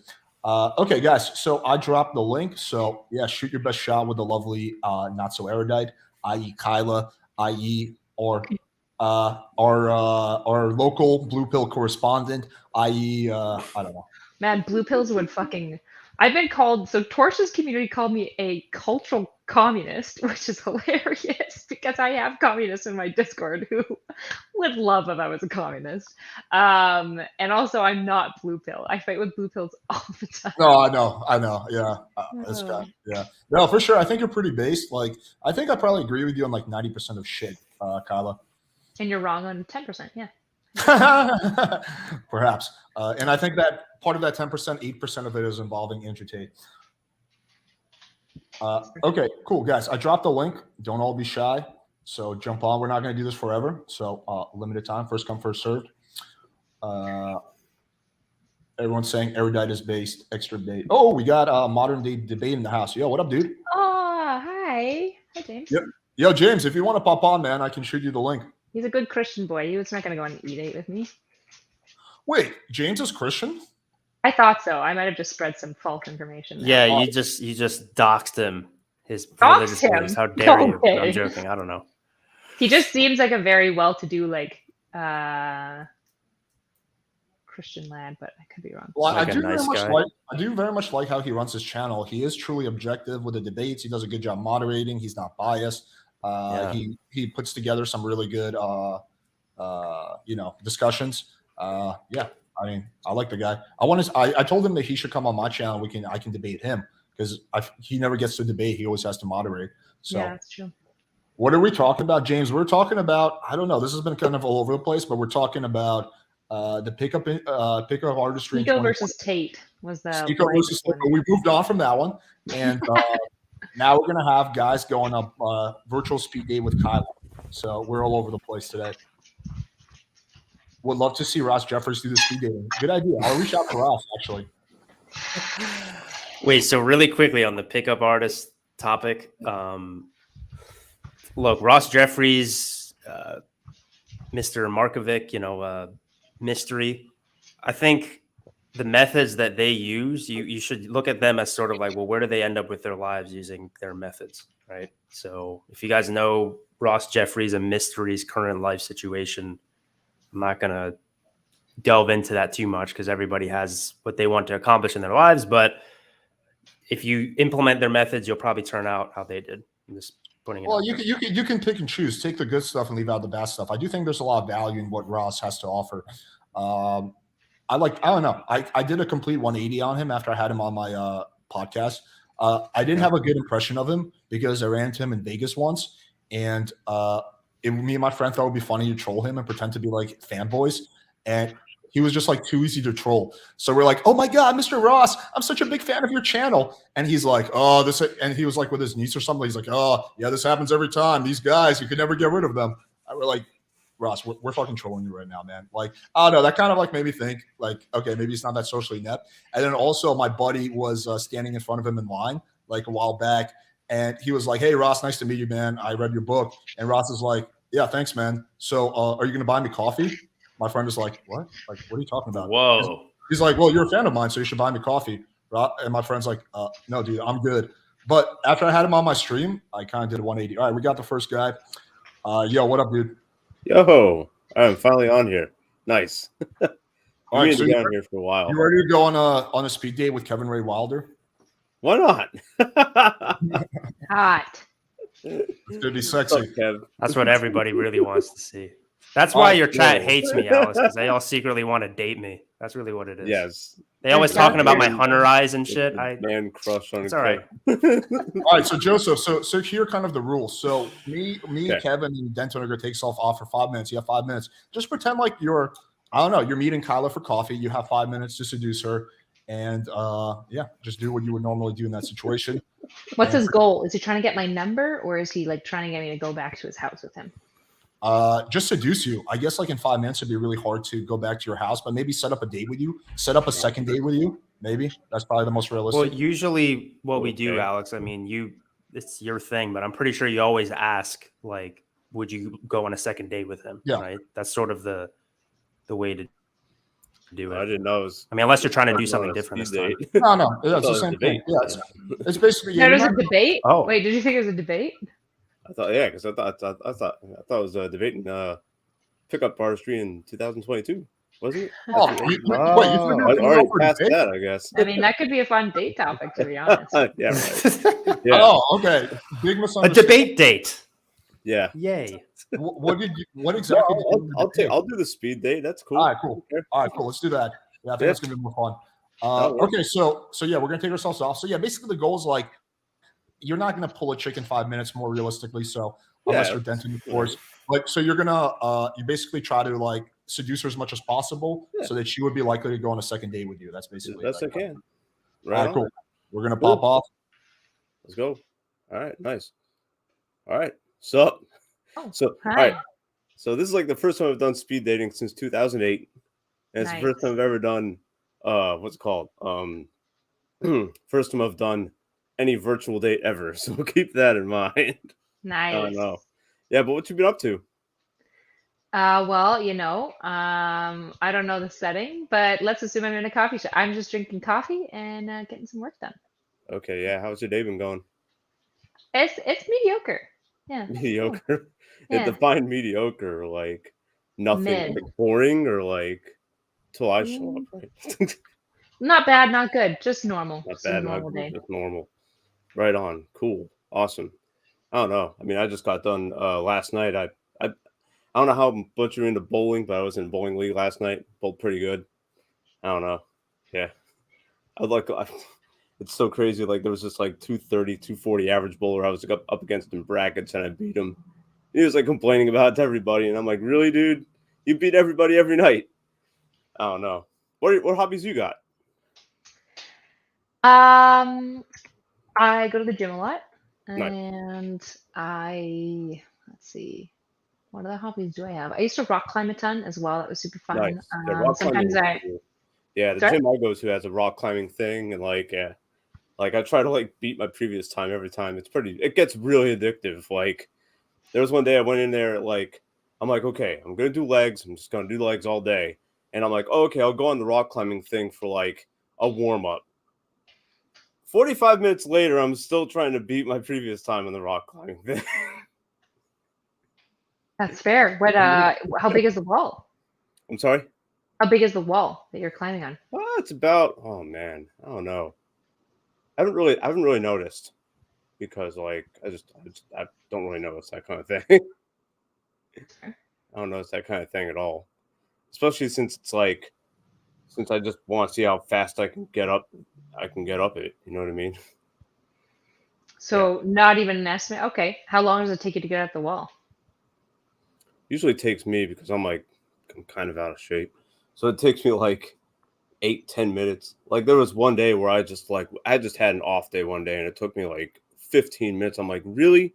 Really? Is it like a harness? Do you use a harness to get up the wall? Yeah, well, yeah, obviously. Yeah.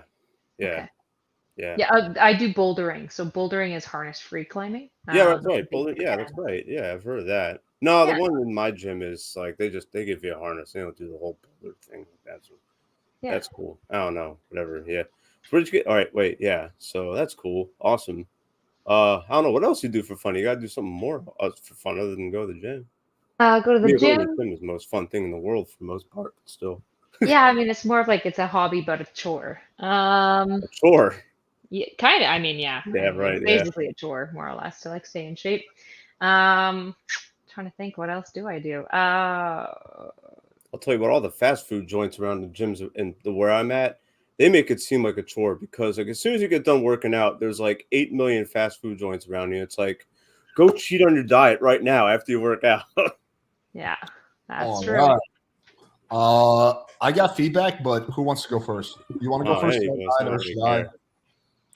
I had no expectations going to so it makes no difference. Dude, first of all, shout out to you for you didn't even expect to be on a speed date. Yeah, and you're just like, yeah, fuck yeah, dude. I thought we were debating, now we're on a speed date. Right on. Dude, I love it, man. You got that Chad mentality. So props to you. Life takes a plot twist sometimes. Went on this fucking stream to debate, wound up going on speed date. All right, so here's my feedback. So this conversation was very much like friend to friend. It's just it's kind of like this is very similar to the conversation I had with my aunt when like we're waiting for dinner and we have nothing in common and we don't know what to say. So I'm like, so how's life been? There's no like man to woman flame, no flirting, but like you can easily implement that stuff. So for example, when Erudite was like, oh, my day is so, I'll be like, oh, so how are we gonna make it good? We're gonna have to find some way to There's a lot of stuff you can riff off. So that's kind of my feedback. That's cool. Yeah, that was the kind of I was like, because I was like so thrust into the moment, and I was like, okay, just chat with her like some normal other human being. I don't care. Erudite, was that medium mode? Yeah. Oh, I want to see hard mode so bad. What's your feedback, Erudite? Okay, so the advice that I would give you is a lot of girls in dates are going to be, you kind of have to pull them into your world or you have to get into their world. That's the best way to like make conversation with people that you don't know and to make it really interesting and engaging. Because the whole goal of the first date is you both want to be interesting enough that you want the second date, right? Oh, for sure. So you try to immerse yourself in my world a little by talking about rock climbing, but then you mostly just talked about yourself climbing on a wall, right? Rather than asking me a ton of questions about my experiences. So there's kind of two ways. Either you pull somebody into your world by being really interesting and expressive and like asking them questions and their feedback about the story. That's a really hard skill though. That takes like I was trying to do that when talking about my bowling league, and that's like hit or miss. Yeah. So another trick is they're immerse like, yourself in my world. 300 game, and I go like, yeah, I have exactly one under my belt, and then they all want to ask me a million questions about it. You know what I mean? Yeah. I would comment on Erudite's choker. Look at that choker. I'd be like, look at that. What do you got going on over here around your throat? Like, there's so many little things you can throw in to make it more funny and sexual. Sorry, I didn't mean to interrupt. Keep going. So really getting yourself into my world. People love talking about themselves. So that's like the easiest way to make conversation. Probably, there wasn't any obvious like sexual energy at all. So I know that you were kind of thrust into the e-date, but if you were actually on a date, there's an element of like tension that you want to play with. So like you can make like a little flirtatious comment about my choker. There's tons of ways to flirt. But engaging in some like light flirtatious like conversation and banter will just keep a bit of that tension between you and her, which is kind of the point of the date, is to have some. Given that I only had 5 minutes, I didn't know how I could have took it. You know what I mean? Cool. All right, man. Well, thank you for coming on. Appreciate you. All right, take care, everybody. Yo, Kyla, look who we have. Do you know who this is? Most handsome schizo poster. No. Yep. Q2. Yes, that's amazing. So you're definitely gonna go hard mode now, right? Yeah. No, now I'm gonna go easy mode. I find the schizo posters the most. This is my problem. Is I reinforce schizo posters. You have to go hard on me because I know more about you because I watch your videos. So you have to give me more of a cold shoulder. Okay, I can be cold. Do you want me to be like a bitch? Like, do you want me to just be an asshole? I could. Yeah, I can deal with bitches like very easily, so I don't mind. Okay. How much of my actual personality do you want in here? Do you want me to make a character?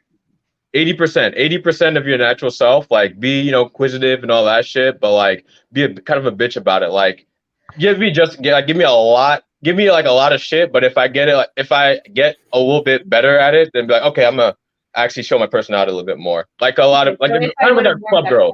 Warm up to you. Okay. Like a club girl, like a club girl would kind of give you shit a little bit, but then it's like after a while they'd give you more personality.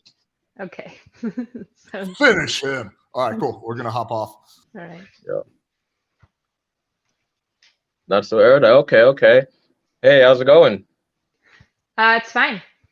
What's up? Fine. What makes it fine to you? It's just a pretty standard response when you don't have anything else to say. No, I got you. Well, I like to. It's fine for me as well. Yeah, I'm running out of things to say. What's your choker about? What do you like about your How come you seem so? How come you're wearing a choker? It's very 2019-ish. Would you believe if I said that my grandmother, it's a family heirloom? No, because not a lot of old people wear chokers. My grandma was kinky. Your grandma was kinky. I'm very glad you had a very good relationship with your grandmother. That sounds awesome. Yeah. So what else do you care about a lot? What else do I care about? Have I told you anything that I care about? No, you care about your grandma, of course, because you're wearing a choker. That's not necessarily true. I might hate my grandma, but she still has a bomb-ass choker. So you said you stole it from her before, just like on her last days? No, that doesn't happen. Yeah, I took it off of her cold, dead corpse. Well, that sounds pretty badass, actually. I think you and I are gonna get along very good. Yeah, you like grave robbing? It's second to gaming. It's like it's a pipeline. So once I started gaming, I just got into grave robbing right after. So I mean, it's a habit at this point. Yeah, no, here's a real question. Should I have taken her fishnets too? I didn't take them, but maybe I should have. You didn't take the fishnet? Now you're just slacking. Now you're just being lazy. And I don't think you're a lazy person. You seem to be very intentional with the way you dress, the way you put yourself together. You're not a lazy person. So you should have took the fishnets, the choker, and I mean maybe the skirt. I mean a lot of leather skirt probably would have gone well. How do you know what my grandma was wearing? How do I know what your grandma? Well, I mean, I might look. Whoa. I'm gonna be honest with you. I might have been taking some stuff from your grandma as well. I'm not gonna lie. What the fuck, dude? What do you mean? What did you take? Well, okay. So she had like a really cool leather skirt. She had what was it? Jean jacket, I think. Or they wearing that. Old people wear that. Yeah. So that's what happened. So I'm sorry. I think you might be a good grave robber, but I kind of got to her first. I had to let you know over this thing. Rough. Well, did you blue light all that shit? Because I can't guarantee you that they're clean. Oh my gosh, man. I fucked up. This is why when we go grave robbing together, you gotta show me the ropes, because this is pretty bad. Yeah, what makes you think that I'm gonna go grave robbing with you? Because you like me. I'm the most handsome schizo poster. A lot of girls like me. Let's describe the backstory for your hair. The backstory for my hair, it's basically what I like to do is I like to be natural, but I like to look cool at the same time. And so having freeform dreadlocks is something that makes me natural, because like literally all I did was wait a long period of time and then separate my hair. And after that, I decided to you're done. I know. But yeah, after that, I decided to just let it. After that, I decided to put stuff in my hair, just make sure it's moisturized, and that's it. So this is like really my natural state. Nice. All right. What do you think, Kyla? I love schizo posters. I don't think that this would have worked on a lot of women. This actually, unironically, as long as he understands, like at some point I'd be like, just so it's clear, neither of us steal from dead bodies, right? But this actually would have worked fine for me. Oh, so if you were single, would you go on a second date with Q2? Only in public. Only in public, okay. But like I said, I don't know if this would work for most women. Right. Now, what's the chat say? Is it Q2W? Next question. I don't know. Q2L potential. Oh fuck, man! I live for the chat. All right. Cool. All right. Well, awesome. Thanks for coming on, Q2. Wow, that was a fun little experiment. Yeah. How's it feel being indoctrinated into the internet world, guys? Just a bunch of normies. I was kind of hoping for even harder mode though. Yeah, I couldn't. As soon as he was playing along with the banter with the killing my grandma and stealing her shit, how do you not lean into that? You know. I don't know. I've never been like a stuck up girl, so I don't know like how like anything about like being like the hot girl. Yeah, I don't know. It's a good question. But yeah, okay. I mean, I didn't want to go too many of these. I figured let's like do 2 or something like that. Let me see if Torsha's coming on or not, and then we can just do some Q&A. Dude, we have one more though. We have one guy backstage. We should let him in. Okay, we can let him on if you want. You up for it, Kyle? I got you, Zach. I got you, bro. Okay, cool. See, he wanted me to be myself. Hey, thanks. I'm not a big asshole by myself. Wait, can you guys hear me? Just want to check. Yeah. Check to Just make sure you pretend guys like he's Andrew Tate. I wouldn't be needlessly rude to Andrew Tate. I'm not a bitch. Like, I'm just not a raging gun. Like, I just wouldn't do that. But yeah, cool. All right, Zach, you ready? Yeah, I'm ready. Just quick shout out to Kevin and Alex. I've been kind of following you guys for a while, so shout out to you guys. Anyways, Erudite or Kyla, I've been also watching you. I'm really interested in how you're kind of like diversifying from the kind of debate space and getting into more men's issues and adding the nuance. So shout out to you. But I'm just going to talk to you just kind of like almost like you're a stranger, but I kind of just like how I'm not going to pretend like we're in a coffee shop or something. I'm just going to talk to you like how we're talking right now and just get some feedback. Okay, cool, man. Yeah. All right, so we're going to take ourselves off. Do your thing. Hi, what's your name? Kyla. My name's Kyla. What's your name? Hi, I'm Matt. I just noticed you're wearing this this choker. That's just really unique. I don't see a lot of people wearing something like that. Can you tell me a little bit about that? It really looks really cool. If I did something like that, that would look really sus. So It might pull out your eyes. Wait, say it again. It might pull out your eyes. Pull out my eyes? I don't think guys can wear a choker like that. It's kind of, I mean, I had my goth kind of days in my middle school years, but I don't think I could pull it off as an older person. No way. So you said your name was Matt, right? Yeah. How come your name tag says Zach? I think I was going off of my what's it called? My username on YouTube or something.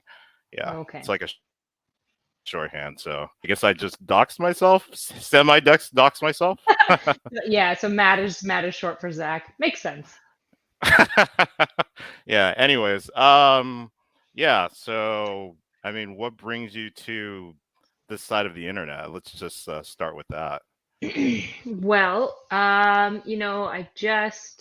that's a good question. I am on this side of the internet because I am very interested in giving a counter narrative for men's like mental health and needs. And I feel like a lot of these spaces become like pretty misogynistic and hateful towards women. But I think women by and large are kind of based, and we don't need to hate them while advocating for men's needs. We can hold space for both. So that's kind of what I want to do.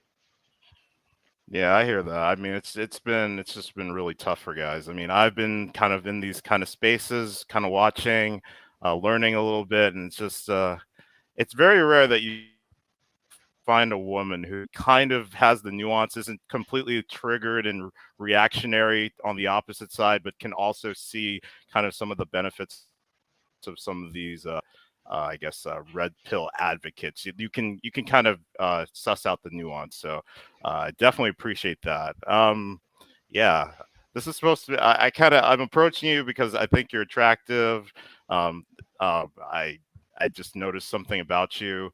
I just wanted to come over and say hi. Basically, yeah, the choker. I mean, that's very unique. You have to admit that's not something you see every day. Go back to 2006, and it was hot girl summer vibe.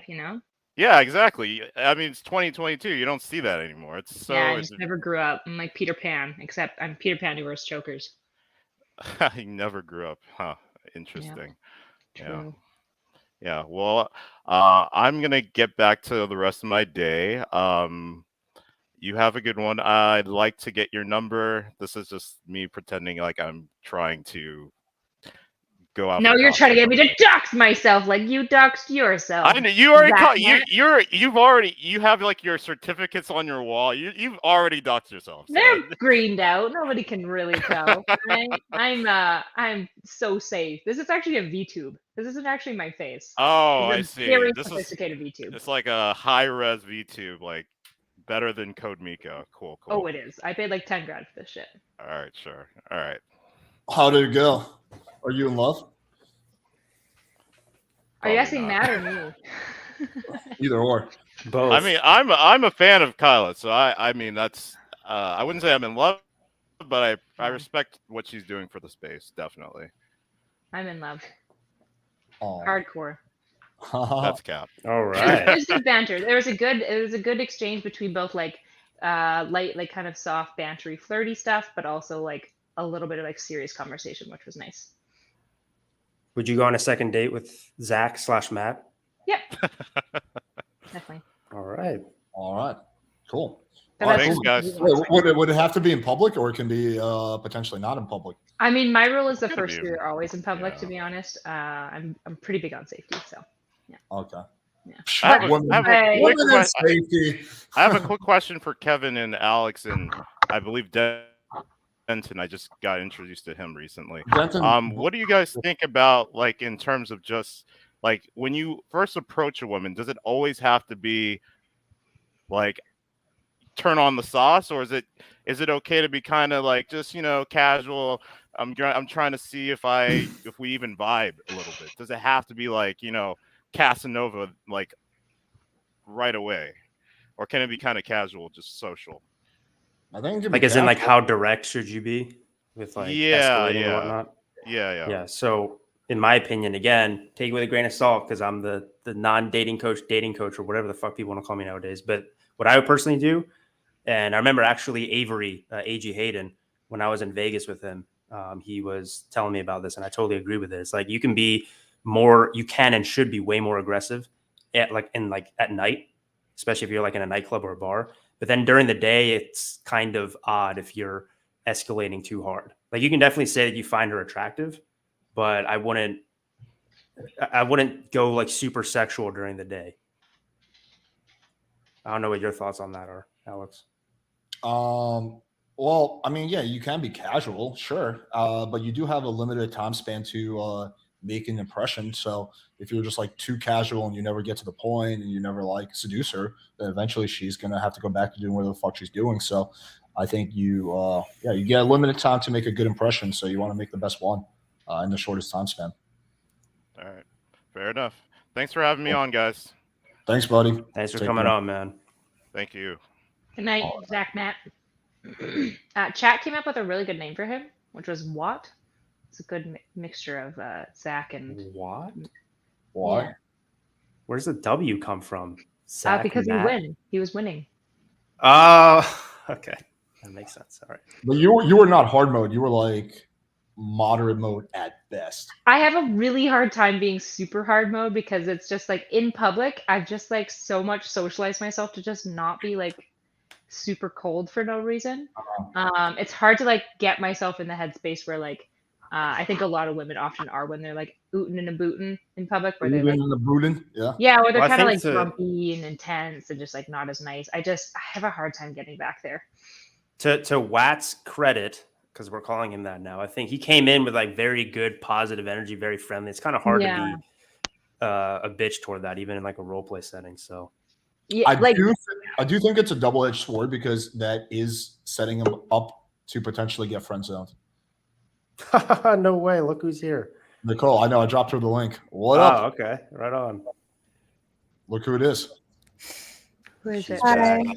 She's our speed date veteran. She's done a few of these. Yeah. Where's Austin Rose? You guys are supposed to get married, right? Well, she got look at that. She got like little roses on her fucking outfit. So Oh yeah, actually, yeah, the sweatshirt. that means she's serious about And his Austin. name You wore that for Austin. Yeah, his name is tattooed like right around her nipple as well. You just can't see it. Yeah, that is not a coincidence right there. That is not a coincidence on at purpose, all. indeed. All right, Nicole. So the topic is pickup artistry in 2022. How do you feel about going out and picking up guys? I know you do a lot of that. So what are your thoughts on this? Like, how do I feel about it? Like when girls, like I don't like. What do you mean?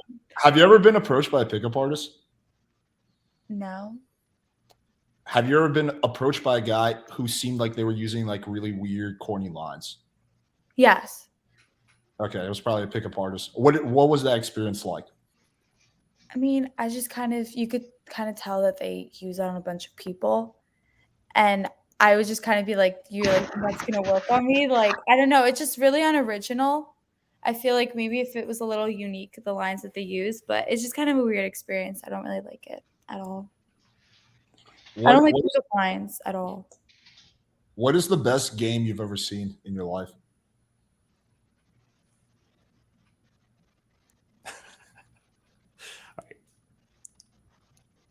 Alex. Oh, she's looking at me. Are you fishing for compliments, Alex? It's just silence.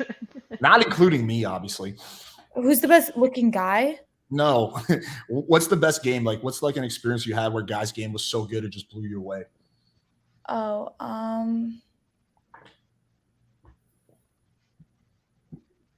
don't know. I've had good experiences, but nothing where it was like shocking or mind blown. Damn. Okay. Well,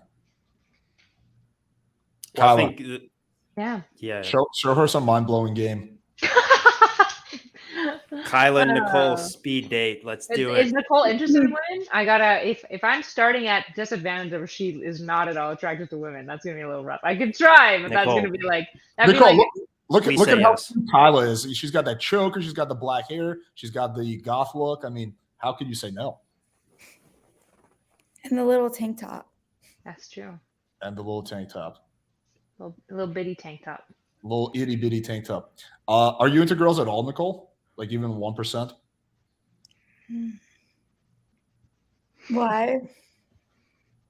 Because we might potentially set up a speed date for you and Kyla. They want me to try to hit on you, basically. Yeah, we want to see Kyla's game. Oh my But god. if that's gonna be something that you're not at all into or comfortable with, then obviously we don't want to do that. I feel like that would be pretty interesting, but like I don't know how to feel. Like okay, sure. Yeah. There we go. That's what we were looking for. Damn, okay. Yeah, Nicole. The silence worked. The peer pressure worked. Sweet. All right. This is gonna be epic, guys. All right, so we're gonna take ourselves off. Oh, I can't wait to see this. My god. Hey, how you doing? Good. Good. You I noticed what's the rest of the outfit? You've got the Oh, rose so on. I'm wearing like it's called Godly, like the brand, and it's like these black sweatpants, and it says Godly on the side. Just sweatpants. Okay, nice. Is it like a sweatpant night? Yeah. I mean, I literally just came back from class, so. Okay, what are you taking? Well, the class is a political science class. It's a lecture class. It's literally 3 hours.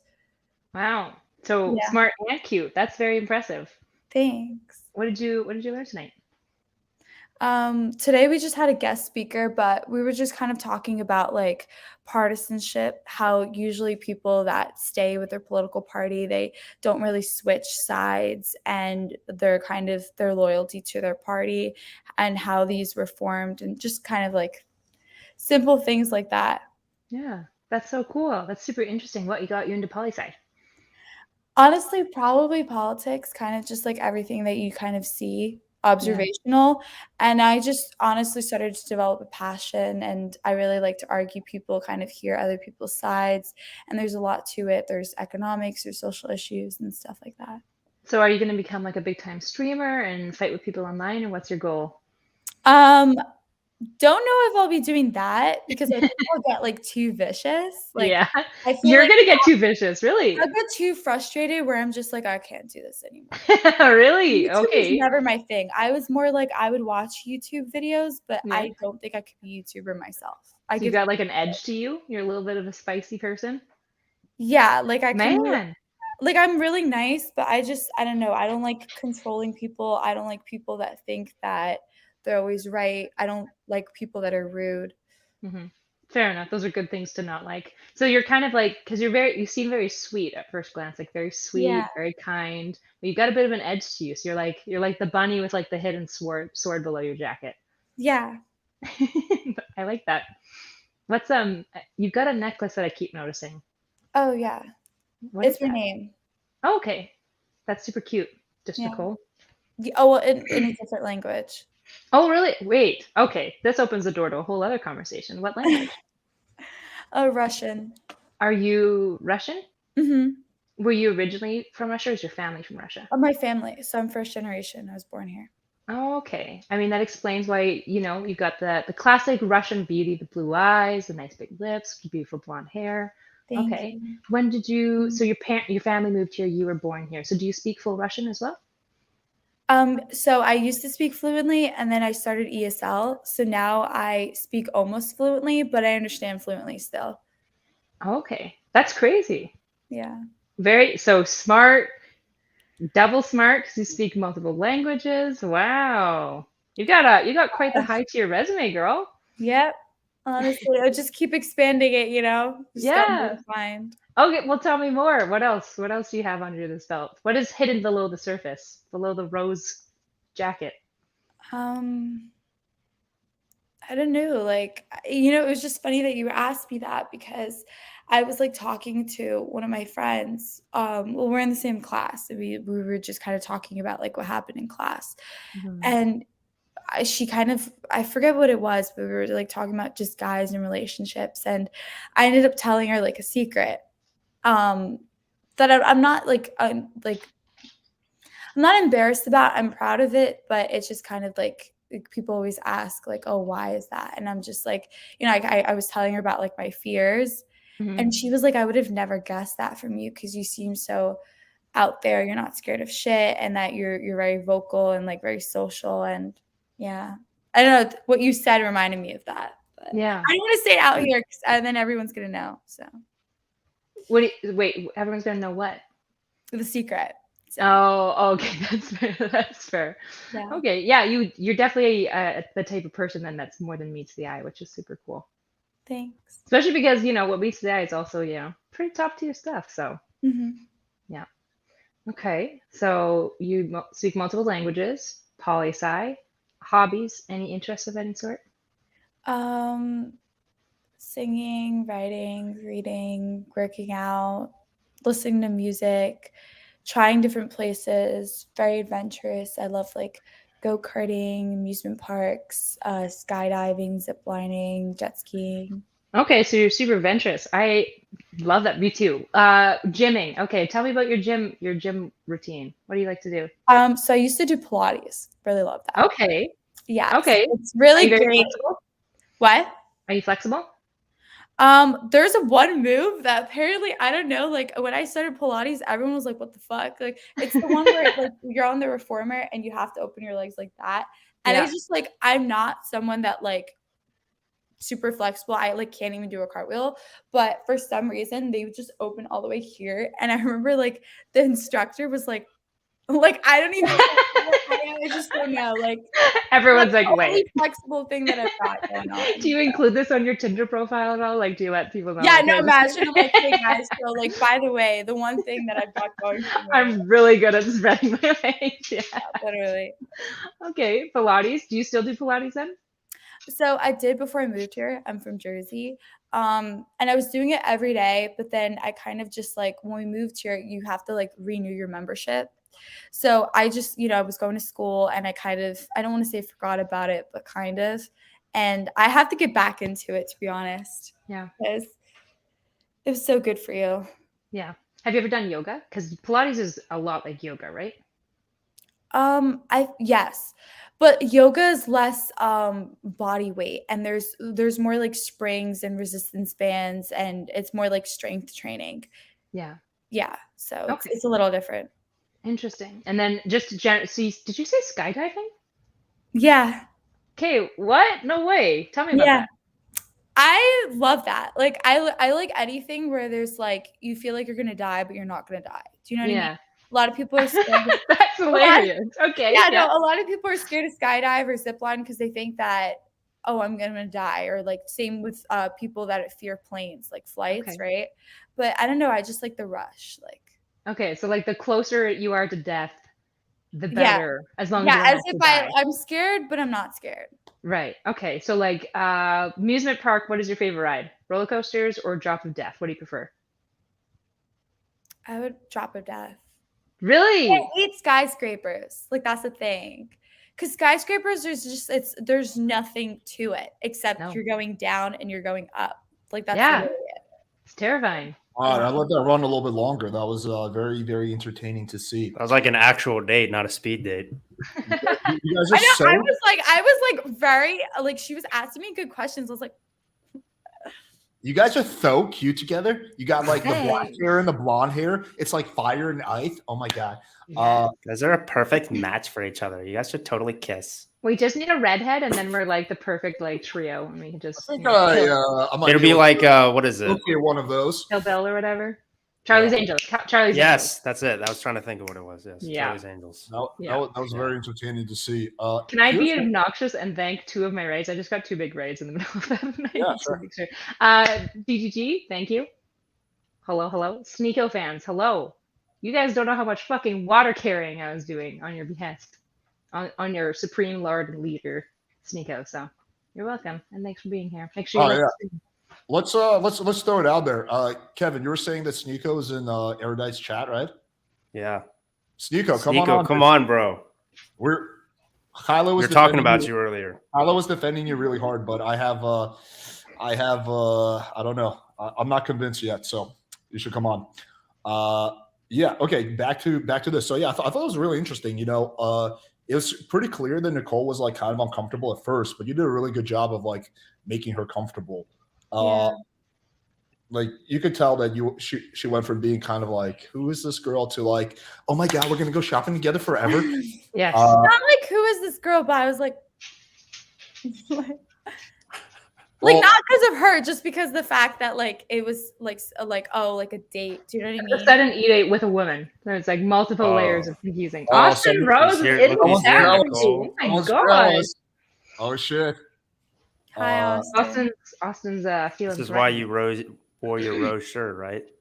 So you would Yeah. summon Austin. No, Here more he is. like it was just coincidental. Last time I wore this, I wear this to my night class. Okay, so Sure. My goal is every time Nicole is on the stream is to put her in a situation that she knows absolutely nothing about and surprise her. And that's what I think I've been doing pretty much every time. So how would you rate Kyla's game, Nicole? I would say it was pretty good. Like I was a little like maybe timid, but and then I got like calm. Like I was like comfortable. I didn't feel like weird or anything, which Alex noticed. Yeah. Why do you think that is? Like, what do you think that she did that made you comfortable? Because she wasn't like, I don't think she was very like forceful, which I like personally. Like I know that there's people that all of a sudden they just get to it and they start like trying to flirt with you and like make it very dirty. But I think that she was very like, she asked me questions. She seemed interested in me, but she had her little like compliments that she put in there too. It was about. So this is really interesting because the chat, a lot of them just don't understand what actually works. They're just like, oh, she's just in interview mode. It's funny because I read them and it's like, I'm sorry, but like some of these people in here, have you ever been on an actual date? Like I genuinely want to know because like be careful, Nicole. They're gonna start hating on you more than they hate me. So I will say what works I for just don't men. understand. Not like, possible. What works for men towards women wouldn't work for me as well, because there's certain things that if I did them, I would just come across as like weirdly like aggressively masculine. And like between two women, a lot more often it's going to be like it's mostly friendly and a light like amount of flirt that like builds the tension. It's just like usually one is going to be like pushing a little bit more like and steering the direction of the conversation. So like I was really like steering the direction of the conversation with my questions and stuff, but I wasn't being aggressive in any way. Yeah. So something that's really like at the heart of seduction, or maybe more specifically charisma, is helping the other person talk about themselves without feeling judged.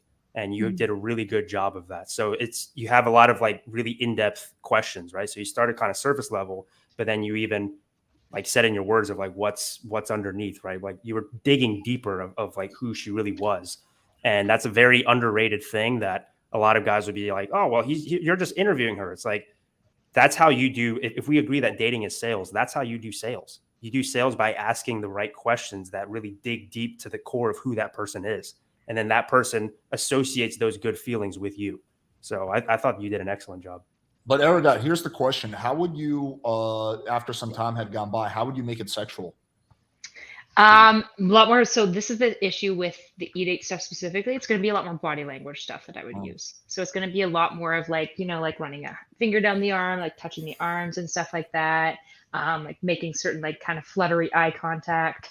It looks like Sneako is interested in coming on. That was sweet. Let's drop. We could have the Alex Sneako debate or discussion. I don't even know. There's been so many plot twists. Do you have the link, Kyla, or do you need me to? Yeah, I'm just gonna copy and text it to him. Oh. Hey, Nicole, do you want to debate Sneako? I don't think she knows who Sneako is. Yeah, who is Just that? debate him. He's very sneaky, right? Sneako, sneaky. Yeah. Any more compliments? Keep showering me if you want to. It was interesting. I mean, it is different when there's two girls than when there's a guy and a girl. I have noticed that in my time. Yeah, I could tell all the chat was probably like, kiss, kiss, kiss, kiss. But that is true. Whenever I've been in a situation where, without naming any names, where me and a girl are trying to hook up with another girl, like the girl isn't aggressively hitting on the other girls. They're more like friendly with just like a undercurrent of flirtation, basically. So I have observed that. I've never watched a girl pick up another girl without a guy being there, obviously, but that would be interesting to see. Yeah. So Erudite, so you're what percentage would you say you're straight, and then what percentage would you say you're into girls? Tricky, hard to answer. I don't know yet myself, if I'm being fully honest. I'm not super interested in having sex with women at all. But I would kiss and make out with them, and I find them quite attractive. Walmart fresh and fit. I'm Walmart Tate. Yeah, I was saying Walmart Tate. Yeah, not Walmart fresh and fit. Okay, why am I Walmart Tate? And why were you asking me to come on your podcast, but now I'm Walmart Tate that I didn't want to be on? Well, I want you to come on for a debate. Debate about what? A whole bunch of shit. Name one. Name one? I don't know, man. I think some of your beliefs are a little off. Grifter. Fuck out of here, bro. You know why he's mad? You know why he's calling me Walmart Tate? I don't think you're a grifter. I don't think you're a grifter. He wanted me to come on his podcast, and then I didn't want to go on because I had to go on Fresh and Fit, and it turns out they had beef, and so now you have to talk down on my name when I'm not in here. Walmart Tate, but I wasn't Walmart Tate when you wanted me on your show. That's all I got to say. What do we even got to debate about? That's not really true, dude. I just thought it was pretty unprofessional, flaking multiple times in a row. I mean, I think as a YouTuber, there's a professional courtesy thing, right?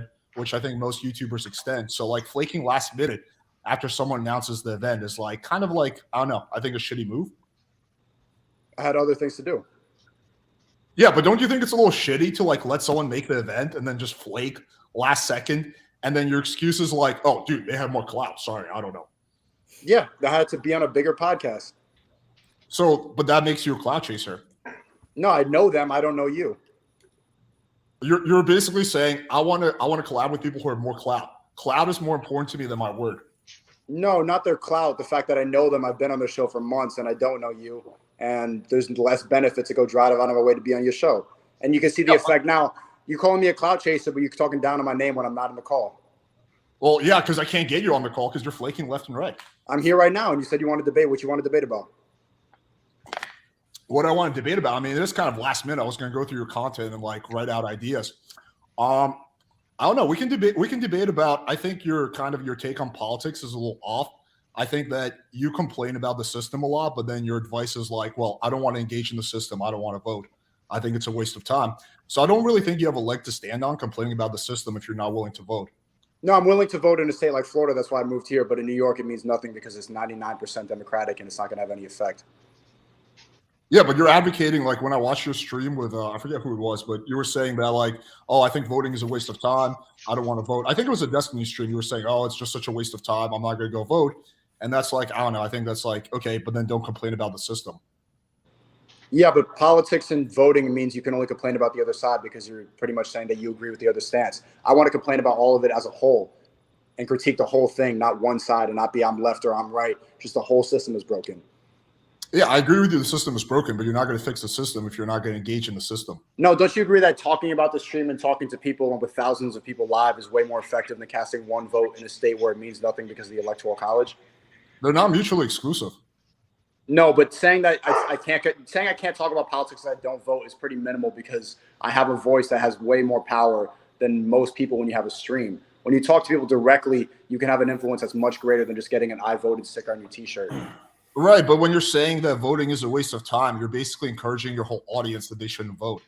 It depends. It depends what state they're in. If they're in a state where it doesn't have any effect, then yes. But also, you can agree that the president, even though I like a lot of what Trump said, like he changed on a lot of things, like wanting to pardon Julian Assange and like campaigning saying that he liked WikiLeaks, but as soon as he got in office, he started limping for the CIA and limping for the suits. Like the president ultimately doesn't have that as much of an effect as we think it does.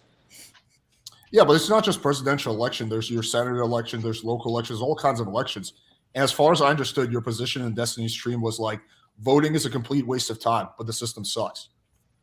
No, voting is not a complete waste of time, but ultimately there's no point in even putting faith into the system because they're just going to silence people that disagree with them.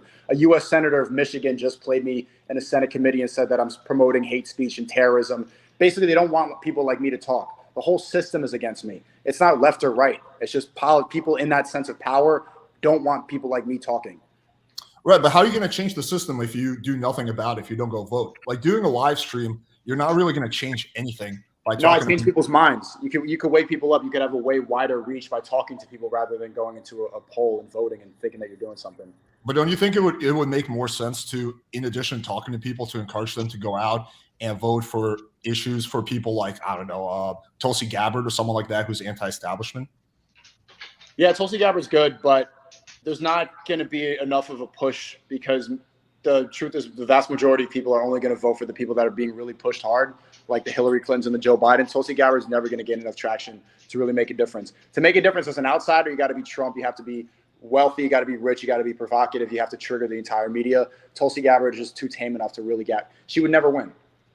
Right, but that kind of goes back to my issue with you is that you're encouraging apathy, basically. It's just like this kind of fatalistic mindset that everything is fucked, nothing is going to change. And on some levels, I agree with you that there are a lot of issues with the system. It's just that you're not going to change anything if you're not willing to take action. There's more things than you can do. Just vote. You can protest. You could donate to causes. There's like what kind of protesting and don't? Come on, Alex. What are you saying? Protesting?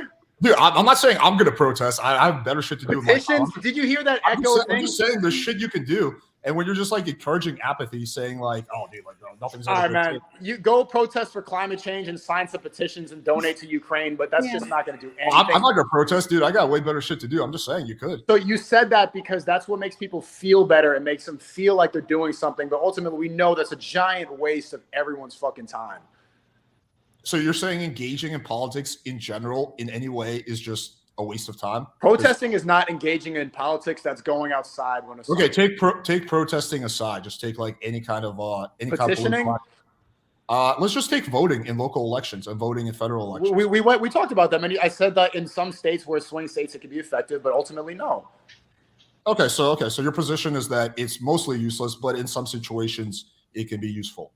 I understand the point in trying to encourage people to vote, but ultimately, like one person, it doesn't have that much big of an effect. And the politicians we elect aren't going to change anything because the system is the way it is. Power corrupts, and the politicians aren't the ones pulling the strings. It's the people with all the money. I don't disagree with you terribly on this position. I mean, I think I have a little bit more of less of a pessimistic perspective on this, but okay, fair enough. The other thing that I would say that off the top of my head, I think you're off about is you seem to, from what I've seen in your streams, I'm not trying to make this as a personal attack. You seem to believe like every single conspiracy theory that exists. No, I don't. I just had John Jerker on and I was talking back and forth. He believes the earth is flat. I don't. Do you think 9/11 was a conspiracy? I have a strike on my channel right now, so I want to be very careful about what I say about that. But it's hard to believe that 2 planes destroyed 3 towers. And there's a lot that they lied about. The fact that the plane crashed in a field in Pennsylvania and the remains flew 6 miles away and the plane went underground when it landed. Like 6 feet underground, a plane crashing went 6 feet. The Pentagon, a lot of the stuff that was there is fishy about it. But no, I don't believe it's a conspiracy because I have a strike on my channel and I don't want to spread misinformation. Okay. I mean, I think we get the answer. Do you think that the moon landing didn't happen? Stanley Kubrick filmed it. Okay. So you do believe in pretty much every conspiracy theory besides flat Earth? Well, name another one. There's so many conspiracy theories. Okay, well, we just named 2 big ones. I don't know. What's another one? JFK. Oh, come on. You're really going to tell me? You're really going to tell me the CIA didn't assassinate JFK? That one I actually, no, I agree with you on that one. You can make a good argument. I was trying to think of another one. I just don't think one thing that I found interesting that we're bringing up is we were actually previously, this is where I was fighting with Alex, was about Tate versus you. And they were saying that you agree with most things that Tate says. Is that actually true? Do you agree with like basically everything he says about like relationships I think where I disagree with him is when it comes to some parts of what he says about relationships. But you have to understand is that his movement is trying to empower men in a world which is actively trying to suppress masculinity. So a lot of what he says is trying to inspire men to become stronger and to take the lead in a relationship. But I pretty much agree with the stance about everything else. And inherently, I think a lot of guys do when they hear him talk. It's like, this is stuff I believe my whole life, but everything is telling me to not believe in this. And when they realize that he's saying what we deep down know, you start to see the brainwashing and you start to see how they try to pull that out of us. Sneako, is there anything that you disagree with Andrew Tate on that you can name? Off the top of my head, what about you? What's something you disagree with? With Andrew Tate on? Yeah. There's a few things. I mean, I think that he places way too much importance on material possessions. So he also indirectly encourages almost like a sugar daddy type of relationship where you're the girl's provider, you're paying for all her bills. I'm not a fan of that. Yeah, but that motivates me to make more money and take control. I mean, I'm not a materialistic guy for the most part. I wear like simple clothes, stuff like that. I don't have a Bugatti. I just drive I got a Charger. You know, I'm not a material person for the most part. I like to have nice things, but I think a lot of that was for social media growth, and I think they flex a lot of that to gain attention. I don't think they're as materialistic as you think they are. Like, for example, the guy doesn't wear jewelry. He doesn't wear flashy diamond jewelry, but every millionaire right now in Miami where I'm at, or any guy at the club, now is trying to flex his own shiny jewelry everywhere they go, Gucci bags, you know, designer shirts and stuff like that. That's what everyone's trying to show. You don't see them doing that. Like you see Tristan Tate, for example, he's always on my stream talking about how, like, I'm wearing, this is a lizard skin suit. But it's not materialistic. He buys it because I think they like to like dress like classically gentlemen. I don't think they're as materialistic as people think. I think people just get blindsided by the Bugatti talk. I mean, don't get me wrong. I like Andrew Tate, but the point I was trying to make to Kyla is that you agree, because she was saying that you guys are quite different. I was saying literally Sneako agrees with pretty much every single thing that Andrew Tate says. And maybe I'm wrong, but if you can name why do you think we disagree, Kyla? Yeah, so there's two things that I think that are really disparate about you. For example, this is why I'll basically always say, like, I think, so there's a couple things about you that I really like that I don't think Andrew Tate has. One of the biggest ones that I really appreciate about your content that I don't see in Tate is you engage in what I call epistemic humility, right? When we had our conversation, you talked a lot about how you don't know the answers. You don't always know the answer to everything. And you're pretty open and honest about that. Whereas Tate basically comes in and he's acting like he's at the end on the other side. And like, he knows all the answers. He knows everything that's true. Like, he's the top G and like speaks with authority on his prescriptions for everything. So that's one thing that I think is different in more of your style of engagement than it is about like your rhetoric. Another thing that I've noticed that's really unique about you that I realized in our humanizing conversation is Tate typically describes the ideal man as a very rigid one thing, typically like a very traditionally masculine, highly stoic, like provider, leader, et cetera, et cetera, et cetera. Whereas you seem to have a broader range of what you include for men. For example, you and I talked about emotionality and artistry. I don't think Andrew Tate has ever really talked to me about men engaging in art or engaging in like the emotional pieces that are reliant on art, which I think is a really unique piece that you bring of showing like masculinity can include these pieces. Right. Yeah, I think they're different people, but my initial point was that Sneako agrees with like every single Andrew Tate position, but they are different people. They live their lives differently. They're different ages. Andrew Tate is in the late 30s. Sneako, correct me if I'm wrong, you're in your early 20s. Yeah. Yeah. I mean, could you? See, I talked about that with Tristan on my last stream. I was trying to talk about like artistry and stuff like that. And I've been thinking a lot about this subject, and I'm wondering like how much it has to do with just how much testosterone you have. Like, for example, Destiny's a really smart guy, and I think the reason that his position on the world is the way it is maybe he's just less masculine than a lot of guys. You could probably assume that like if he had to balance out the estrogen and testosterone level, maybe he's at like 60%. Maybe the reason that I'm here on your stream, Kyle, talking about like emotionality and artistry is maybe I'm like 80% masculine and I have like 20% the feminine side. That's why I talk about love. Maybe guys like Myron on Fresh and Fit or Tate or the guys who are just like, fuck bitches, get money. Maybe it's like more testosterone. Maybe it's 95% compared to like 5%. Maybe you could just boil it down to that. Maybe it's not worldview. It's just what you are as a person. Wait, that doesn't make any sense, though. If that's the case, then guys on steroids are just going to be Like, yeah, then I would be like ultra masculine. Exactly. So that means Alex is like the most masculine man of all time. But it's also extreme, right? Alex, do you talk about sensitivity or anything? Yeah, from time to time. I mean, I'm definitely not as far on that spectrum as like Andrew Tate is. I mean, you know, I'm not like soft either, but I do talk about having emotional connections, being able to open up and stuff like that. Yeah, I do talk about that. See, this is what I think is interesting, right? But like, I would say basically that you, Sneako, are more correct about what men can be than Tate is. For example, like they might say, like you might say, like, yeah, they're 100% like of the mask and has 0% of the femininity, and I would argue that's probably their problem, right? Like even if you look at like some of the great, like look at like the Spartans, like look at some of the most like Giga Chad historical men. They were oftentimes very concerned with aesthetic, right? They were very poetic, artistic, oftentimes like engaged in horse riding. So all these things that nowadays that we would want to like dismiss as being like soy or beta or feminine, like these like alpha men were engaging in. And so I think like mostly what's happened is Andrew Tate and Tristan Tate are buying into like an extremely shallow version of like what men can be. Do you think that you're calling it a problem? Is it a problem or is it just the way they are? I would say it's a problem because I think that they could be more than that. For example, Andrew Tate used to be a chess, like his dad is a chess master. And he used to play chess too. There's nothing that's hyper masculine about chess, right? And that's fine by the way. No, it is. Girls don't play chess. Sure they do. I mean, like the greatest chess. Say that to the Botez twins. Yeah, like of course they do. There's no female chess grandmasters. Hey, but Sneako, nobody in high school looks at the like nerdy dude playing chess and goes like, "Wow, what a giga chat!" I for sure want to. You have to move the king with a very masculine type of presence. You have to be like, boom.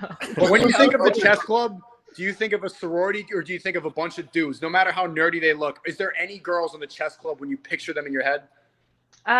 Usually there's some, but when I picture the dudes, they're all like dudes that would usually get called like soy losers. No, they wouldn't get soy losers, maybe nerds, but not soy.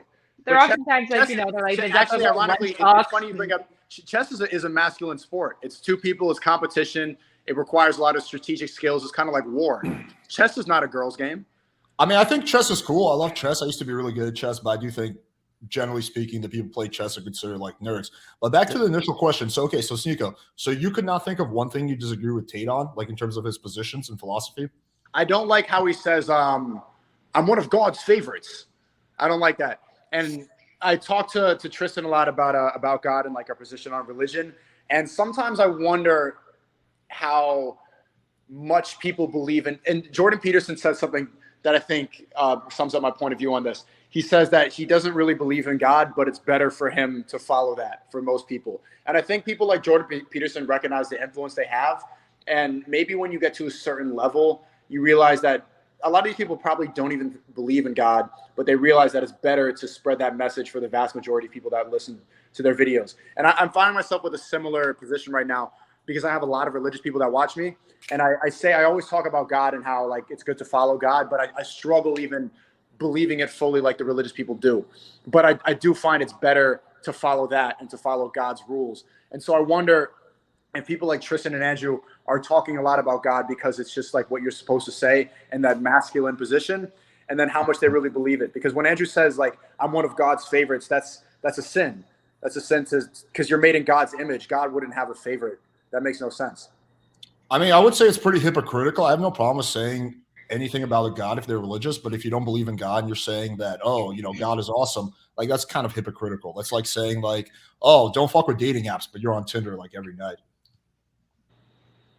Yeah, but there's a balance between recognizing something is wrong or recognizing something is bad, and then also partaking in it. It's like I'm not going to tell anybody to do cocaine, but I've done cocaine before. You know what I'm saying? Like I wouldn't tell people and encourage people to do it, but you can also partake. Does that make sense? But that's basically where I disagree. Is that I can see a level of ego in Andrew that I personally don't have. Like, yes, I think highly of myself, but I would never think like and say I'm one of God's favorites. Do you not like him saying that just because it sounds like really cocky, or because you don't actually believe in God? I think it's the first part. It's the cocky part. I don't think God would pick favorites, and I think that's you. That's literally you thinking that you're better than other people. Okay, yeah. I mean, which I understand can be earned based on accomplishments and achievements, but I don't know. I don't think. Hopefully, I never get to the point where I think that I'm that much better than other people. I mean, my understanding was the reason he says that is just like bravado. He's just kidding. I didn't know he actually said that like seriously. I would speculate that he's just saying that just to like fuck around. But I guess I can't say what's inside his head. Okay. Is there anything else that you would say you disagree with the Tates on? No.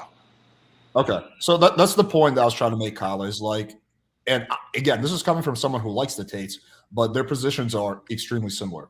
Yeah. Well, then what do you disagree with? Like, you're calling me Walmart Tate because I don't disagree with them. And it's not like I follow everything they say. It's just stuff that that's how I realized that I align with them so much. I started reacting to their videos at first when I found out about the Ethan Decline drama. And then I'm like, well, yeah, I agree with this. I agree with this. And then when I started talking to them, it's like I agree with pretty much everything. It's not like I'm copying and pasting their videos. It's just this is stuff. I think the stuff that they're saying is stuff that we all inherently know as men, but the Matrix suppresses out of us. Yeah, I mean, that was mainly meant to be a joke. And the point I was trying to make was that the Tates are like, I don't know, like, you know, they're very financially successful. I'm sure you do okay for yourself, but you're still like very young in your career. So like, they're like, you know, the Bugatti and you're kind of more of like the whatever, like the sedan car, right? Because you guys believe in the same shit, but you're not like as high up as them in terms of like finances and cloud and all that. Okay, but that you're saying a very common statement that I hear all over the internet every single day. Walmart Tate, Taco Tate. Why do you think you said that? Because do you think that I'm copying everything they're saying? Do you think I genuinely believe this stuff, or I'm just trying to copy a path on the internet that's been already paved?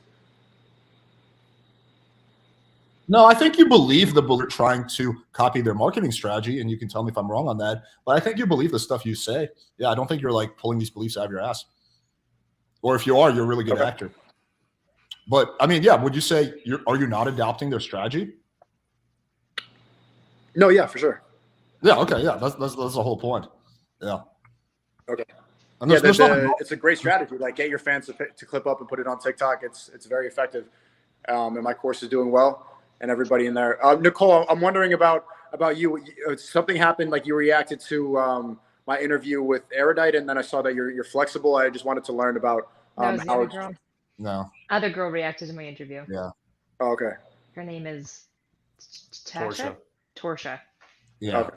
I just want to date with her. They look kind of similar, but she's flexible though. Yeah, you can see if you have more game than me, but she's pretty impressed by my game, Sneako. I don't know if you could compete. Women don't have game. That's not true. That's not what we saw. You gamed. So what did you get? You got her number? Well, I don't think we went that far because. Well, we are live on air, Sneako. Yeah, there's no way I'm asking your number. I can introduce them privately. Sneako, you want to take a shot? You want to go? I know you've done this before. You want to go on E-Date with Nicole? Sure, Nicole. If Nicole wants to, only if you consent. And I have to get a suit on, and I need to get a glass of wine. The ambiance going.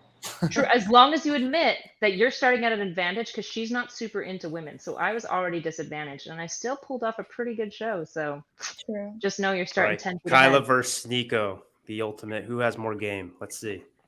Wait, Kyla, you were in an E-Date? Yeah, with Nicole. Yeah. That's it sounded just like an interview when I tuned in. That wasn't much of a date. Absolutely. Oh, Kyla. Fuck. Well, did you enjoy our date? The real drama isn't between me and Sneako. It's going to be between Kyla and Sneako after that remark. Yeah. Wait, do you think that a woman should approach a date like a man should when they're pursuing someone? I don't Sneako? think so. Should a woman approach a man with a date? No. If I'm a woman pursuing another woman, should I pursue her in the way a man would?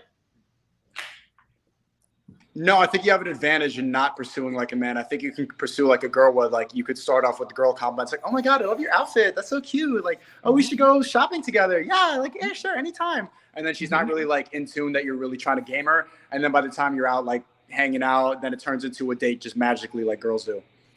Yeah, it's a lot of body language to cue the sexual tension. But I tried to throw a couple of compliments in there that cued at least some tension, not just girl compliments. So Nicole, how would you rate her date on a scale of 1 to 10? Probably an 8. Like, because being comfortable is really important. You don't want to be like talking to someone and you're on edge the whole time. Right. Oof. All right. 8 out of 10. Are you up for it, dude? I'm up for it. Yeah, right now. Okay. With all you watching, that's not very. No, fair. we're going to take ourselves off. Absolutely. We're going to turn we'll our take camera ourselves off. off. So it'll just Yeah. be you two, but we'll be watching. Just be you two. Just know we'll be watching. For like, You ready, dude? I mean, I feel bad kind of putting you on the spot, but if you're Let's down do for it. Let's do it. I was about to end stream. I have a little bit of stuff to attend to, but we could talk. All right, cool. All right, well, we'll take ourselves off for 5 minutes. Okay, Nicole, I'm sorry about that. It's just, you know, they want to get content, but I wanted to get to know you. Yeah. No, I actually really liked everything you were saying. I don't know if you saw me nodding. Because I'm very into. Are you into politics? It seems like you were. Well, they were getting mad at me because I'm apolitical, but I'm guessing you're liberal? No. Oh, you're conservative. You're a good woman. Yeah. Oh, okay. So you're wifey. You're a keeper. Thank you. Well, you just said you were apolitical, so I thought you didn't have a stance. I guess I would consider myself a traditional man. Yeah, well, then that would be on the conservative side. Okay. And you're a contortionist? No. We were just talking about like no, she was just asking me about like yoga and Pilates, and I said there's just like one there's one move that I could like do. What's the move? It was just literally like that. Like I don't know. That with your hands or your legs? Your legs. Like pretend this is your legs. So yeah. Oh, okay. Yeah. See, right now, a liberal man, somebody without traditional values would ask you to do this move on the stream right now, but I know that that's too far. I wouldn't ask you to do that. Yeah. That's good. That's good. Yeah, but yoga is very liberal. Yoga is very woke. But I didn't do yoga. Pilates is probably the conservative version of yoga. If you were to put labels on it, I feel like. I have no idea what Pilates is. Okay, it's like, think of a fancy yoga.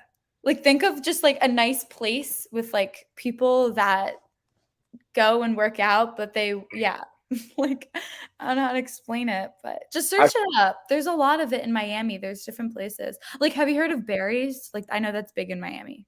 No, you want to go? No, I was just asking you. Let's go. Who are you looking at? I don't know, because I saw some of the comments. You have a girlfriend. Oh, you don't need to worry about her. What?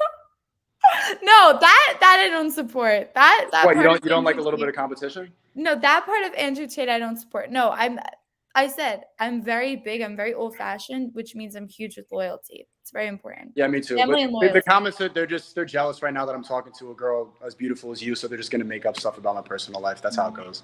Thank you. Oh, so are they lying or are they telling the truth? So tell me about your childhood. So like, yeah. You're gonna just change the topic. Okay. No, they are, but we have we're elevated. We don't really get jealous like that. Oh, okay. So basically I moved to Miami from Jersey. I go to UMiami. Yeah. Oh, party school. You be drinking White Claws and Saturdays of football. No, actually I don't like White Claws at all, and I don't like clubs. So you pray every weekend? No. I'm more of a bar girl. I like bars. And like restaurants with like a lively atmosphere, like rooftops and stuff. Like I love that. So you're the one singing Sweet Caroline at 3 a.m. at the end of the night? Probably, yeah. Let me hear your bop, bop, bop. How do you do it? No. I'm totally not singing that right now. So you're like the type like, oh, I don't want to go to a loud club. I just want to listen to 70s music and have a good conversation. First off, 80s. Second, yeah. I don't know. I just like, yeah. I think it's more fun actually like doing stuff, whether it's like going mini golfing or stuff like that, rather than just standing in a club and just staring at people. Like that's literally what they do. Like, or they try to dance by bouncing, but it's really not fun. Like it depends on where you go. There's certain clubs that are like underground that are cool. Like I guess you could call it speakeasies. Those are cool. But honestly, like the whole space and everything, like just not for me. Yeah, so Space. You know Space. I used to go to Space when I was like 17, 18, but I've matured. No, but so many people go now that are like 30. Yeah, why did it change? It used to be the club that I went to was as a teenager because it was. I don't know. A lot of people. That's the one that's 24 hours open, right? Oh yeah. Yeah. You want to go check it out? No, I just said I don't like it. Really? Oh right, forgot. But you look like you could stand on a couch. What couch? My couch. No. Okay, the Space's couch. They don't even have couches, I don't think. How do you know that? I thought you don't like clubs.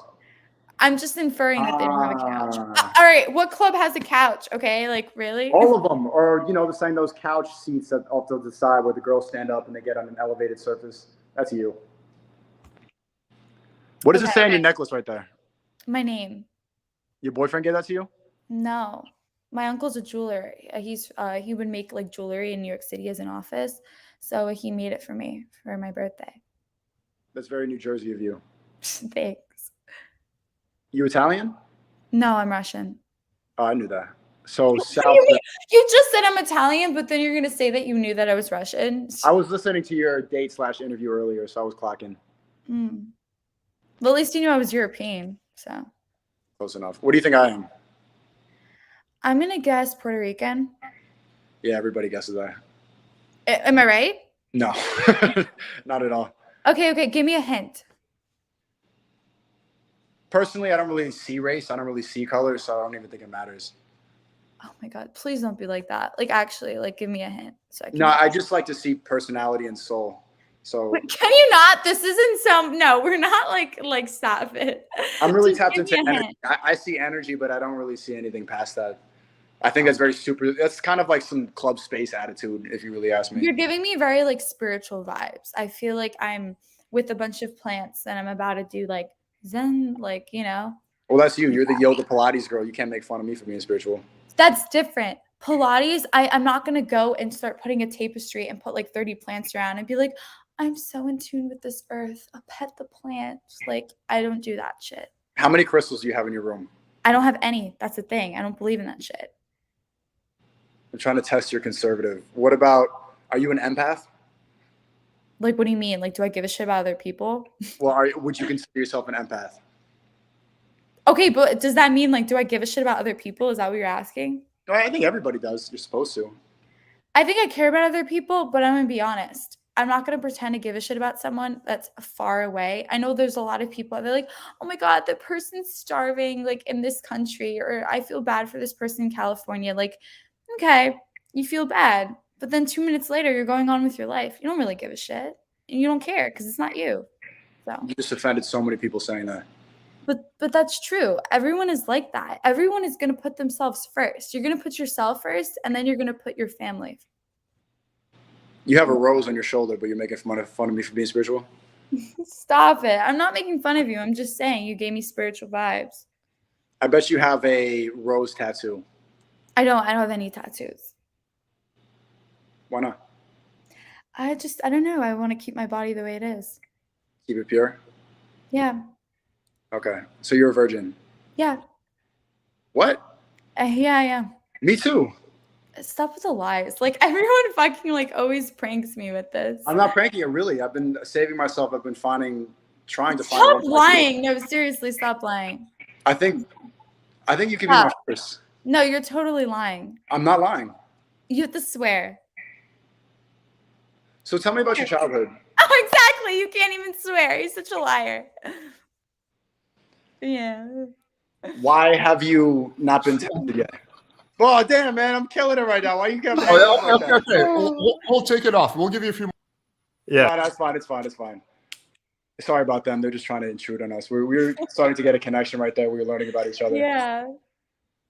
So How what did you you- just ask? I'm asking how you've avoided temptation so long. Honestly, it's all about control. I feel like a lot of people they don't talk about that. It's very easy to give into shit. A lot of people want to talk about peer pressure, but at the end of the day, your body and your mind is the most powerful thing. So if you're really set on your morals and you want things a certain way, you're in control of that. You know what I mean? And I wanted my experience a certain way, and I always tell myself no, and yeah. So. Then how old? You're 20. You're the last virgin in Miami. Yeah, thanks. I probably am, though, honestly, with everyone losing it at 14. Mm-hmm. So you must be 24, 23? No, I'm 19. You're 9. What are you doing on a stream right now? You should be at church. Stop. No, he told me to log on. We had like 30 minutes left, but I guess more than that now. Because it was like 10:40, I think, when I logged on. Okay. And what would you rate this date on a scale of 1 to 10, hypothetically? I know we're on a stream, so you're not going to really tell the truth, but when we do actually have a real date, you can give me a real answer. Based on just personality, right? Based on however you're feeling. You don't need to hurt my feelings. Okay. I would probably give it like I feel like I'll never ever have a 10. It's really hard to be perfect, and that's What? fine. It's hard to be perfect. Like, I was gonna give you an 11. everyone, stop lying. Okay, fine. Then if you were gonna actually give 11, then I'll actually put my rating out there. I was gonna give a 10 Okay, thank because you. I don't know. I just love it. That's the correct answer. Yeah, I'll be honest. That went a lot better than I thought it was going to go. I'm No, it's impressed, just natural. Nico. Good Nicole job. and I, we have a natural vibe, so it doesn't. We don't have to act. We don't need to pretend about anything. Yeah. All right, Nicole. So, real question: would you go on a second date with Sneako? Yeah. Okay. Well, you're in luck. You guys Wow. both live in Miami. Yeah, you guys both live in Miami. Oh, he has a girlfriend. No, the chat's Yeah, not but about it's, that. it's an open relationship. It doesn't matter. Oh my god. That was interesting. The chat was all over the place on that one, but I would actually acknowledge that was largely positive. Yeah, I think you did a good job. Look at you. Other than the Yeah, lion. that was great. Don't be lying to girls. I'm sorry, Kyla, but men just win. I already acknowledged you started 10 feet ahead, all right? That's okay. Nicole, She's never would going to you- say yes to a second date with a girl. She's not into Would that. you really rate it a 10, or was that your kind of like virtual speed date rating, or that's your real rating? I think it's really hard. I feel like also we were virtual, so I feel like maybe it would have been a little lower if we were in person, because you also want to see like body language and how they are. Like, you put everything into account. Like, looks. Maybe it would have been higher. He's tall. But and yeah, cute, true. so Like, that might because have the thing bumped is, like, it is again like online, but I really did enjoy talking to him. Like, he's a lot of his ideas, like the way that he thinks is how I think. So I feel like I'd really get along with him, like someone I'd feel comfortable around. And I don't know, he's just like, he has like some sort of swag, but not to the point where it's like nauseating, not where you want to throw up, like cocky. It's more like he's swag, he's confident, but he's confident to the point where like I want to talk to him, like I want to get to know him. Yeah, I'll be honest. I thought it was going to go a lot worse, but I was quite impressed. I didn't see like any major mess ups or anything like that. Oh, and you're a dating coach too. Yeah, can you give me your critique right now? Well, I think you did well. Like, I honestly can't say any like small, tiny little things I could nitpick, and I would be like, why are you asking her to meet up? She already said no like 30 seconds ago. Like little things like that, but it's like small nitpicks. There's nothing major that you did wrong. Like, Yeah, one thing that you're really good at doing that I've noticed is actually, so it's really important, especially if you're like on first date or cold approaching, is to get to like basically the stage of like, we're friends. The best way to do that is to like create really quick inside jokes between you. So the first time you shoot you want to go, and she said like no and laughed, you kind of made that a bit of an inside joke the rest of the time, so that every time she like rejected you, you were laughing and smiling like you were expecting that, and it became like an inside joke. And I think that's something you're really good at, is getting to the stage where people feel like they're friends with you, and that you establish like inside jokes with them really quickly, which gets you immediately from acquaintance to friendly, like just basically instantly. And you're really good at that. Here are the positives, I think. One is has really good frame control. I will give him that. Two, it's like kind of this like I fucking stream every day confidence. Yeah, you guys see the confidence. Three, I would say that even though it was like playful, there was still that like kind of like sexual undertone that you could just kind of like pick up on through the whole thing. No, we're children. There was no sexual undertone. No, I think it was there. We're waiting for marriage. We're both virgins. Right. Stop lying about that. Holy shit. What, Kyla, see, this is what I mean about the, by the way, the Andrew Tate overlap thing. Do Yeah, you see at least be honest. Like, he was like lying as if he was making fun of me, and it's like, I'm proud of it, but Yeah, but you gave him a 10. Well, who? I gave him a 10? Yeah, for lying. Yeah. But that actually now that I'm thinking about No. But Nicole, you know, Oh, I'm you just can't joking, lying. I'm just retroactively playing You change can't around go with it. back. Yeah, you can't go back. Once you You do know it, that I'm This joking, is the lying. issue, This right? not This count is as a the lie. issue that we have with the Andrew Tate rhetoric. Is the problem is that it still kind of works. The issue is it doesn't create a good ethic for a relationship, right? So like what Andrew Tate and like I will say like Sneako's certain perspectives on dating, they work pretty well with women. The issue is that it doesn't establish like a good long-term relationship, because if you love somebody, love means that you take care of their past, their present, and their future self. Andrew Tate, and I would argue, to be honest, Nico, some of the things that you engage with your rhetoric around women, it doesn't suggest to me that you're thinking about both the past and the future of your partner. And loving someone means you care about all three of these parts of them. Yeah, I'll be honest, Nico. I have no issue with that. I have a completely different issue with you, but yeah, not that. I think like in that we're in alignment. We actually have some things in common. I'm also in a one-way open relationship, so I can dig that. Yeah, I'll fight both of you on that. You know, I came in hot. You know what I'm saying? But I do like your videos too. And actually, you know, I'm under a lot of heat right now for defending you. That Oh, I saw that. Some guy was trying to ban me. Is trying to ban me for roasting that girl, the Chad, whatever the fuck. Chad. Yeah, whatever. So I do appreciate that. Yeah, I do appreciate that. And I shot you a DM saying thank you. Yeah, that girl Chat. I also did a reaction video to her. Wait, so who's trying to get you like canceled? Like what is the story with that? All the soy boys. So you're getting like mass reported or something? Yeah, I got mass reported. My Twitter was suspended. They are I have 2 strikes on my channel. And now they're literally posting videos saying they're posting. What are you saying? I said the Senate Muslim people are also all kind of pretty upset. The Senate played my video, and they're making videos saying YouTube should ban Sneako. Yeah, like one of Chad's feminist friends who's trying to smash but doesn't know how to actually spit game, so he's like, he's bad. Is this like Hassan, or are you intentionally not saying names? Because I don't say their names, but he looks exactly like Hassan, Lasan, ironically. Damn. Well, that's what I was going to say earlier. The Andrew Tate marketing strategy is a double-edged sword. Yeah, it does give you massive growth, but it also puts you on the radar for a lot of people whose radar you don't want to be on. Yeah, it's okay. We don't talk about them. But yeah, cool. Nicole, I'll see you soon. I want to go to Pilates with you. It was nice to meet you. It was nice to meet you too. Also, Justin, you owe me $5,000 because I'm actually telling the truth. So. Are you really? There's no way. But I'm guessing they don't believe you're a virgin. I fucking swear. You can go ask my roommate right now. Like, I swear, I'm not even lying. It's literally the truth. Okay, Erudite, she likes you, so you're gonna have to perform the exam on her and find out if she still has a hymen. Okay, well, that's like a 1920s take on vaginas. So good job on that one, Alex.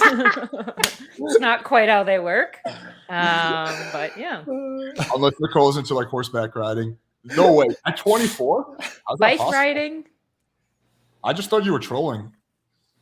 I believe her. I think it's very possible. I mean, I was a virgin until I met Nick. So it's like it does happen. It's just like less common. Yeah. And it's weird that you're not religious. That's like the weird part to me. Is it's usually religious women that will maintain that. So that's like one thing that's unique about Nicole. Right, yeah, that's what's unique about Nicole. No, I am religious. Oh, you are? Okay, I didn't know that. No, I'm not super where I'm constantly like going and praying, but I do believe in a God. I do believe like he's watching like over us, heaven and hell, like stuff like that. So I do have like that connection with him, but I'm not like super crazy with it, if that makes sense. Wait, so what's your reasoning for maintaining your virginity if it's not religious? Honestly, well, no, that is kind of like, okay. So for the longest time, I figured, you know what, I'm going to wait till marriage. And then I kind of, you know, I was talking to my friends and I was even thinking about it. And I was like, wait, do I really want to wait that long? What if I fall in love with someone and, you know, things end and I don't end up marrying that guy, but at least I really loved him and he was someone I felt comfortable with and I felt like I was ready to do it. So I was like, maybe I would have regretted that. So then I kind of just told myself when I fall in love with someone and I'm actually with them that maybe I will lose it then. But I'm kind of just waiting for that guy and waiting for that like time. So you've never been in love before? That guy could not really. What if you already met the guy that you're in love with? I already actually saw TikTok. I saw TikTok saying that I know the guy that is apparently my soulmate. So I was like, And I was like, you saw it on TikTok, so it must be right. Maybe. Who knows? Are you on like Instagram and stuff then as well? No, that I know them off Instagram? No, are you on Instagram then? I'm just you're just a very unique individual. I just love grilling people who are unique because when people surprise me, it's not as common. So the fact that you're like a virgin and have like a lot of conservative values, but you're not like super religious is very surprising to me. I just find that interesting. So I'm curious if you're on Instagram or social media at all. Yeah, I'm on social media. She's trying to slide into your DMs. So yeah, shout out your Instagram, Nicole. Yeah, you're gonna get a lot of followers after this. I'm telling you. Instagram, like, what does it happen to be? It's NIKKIRROZEN.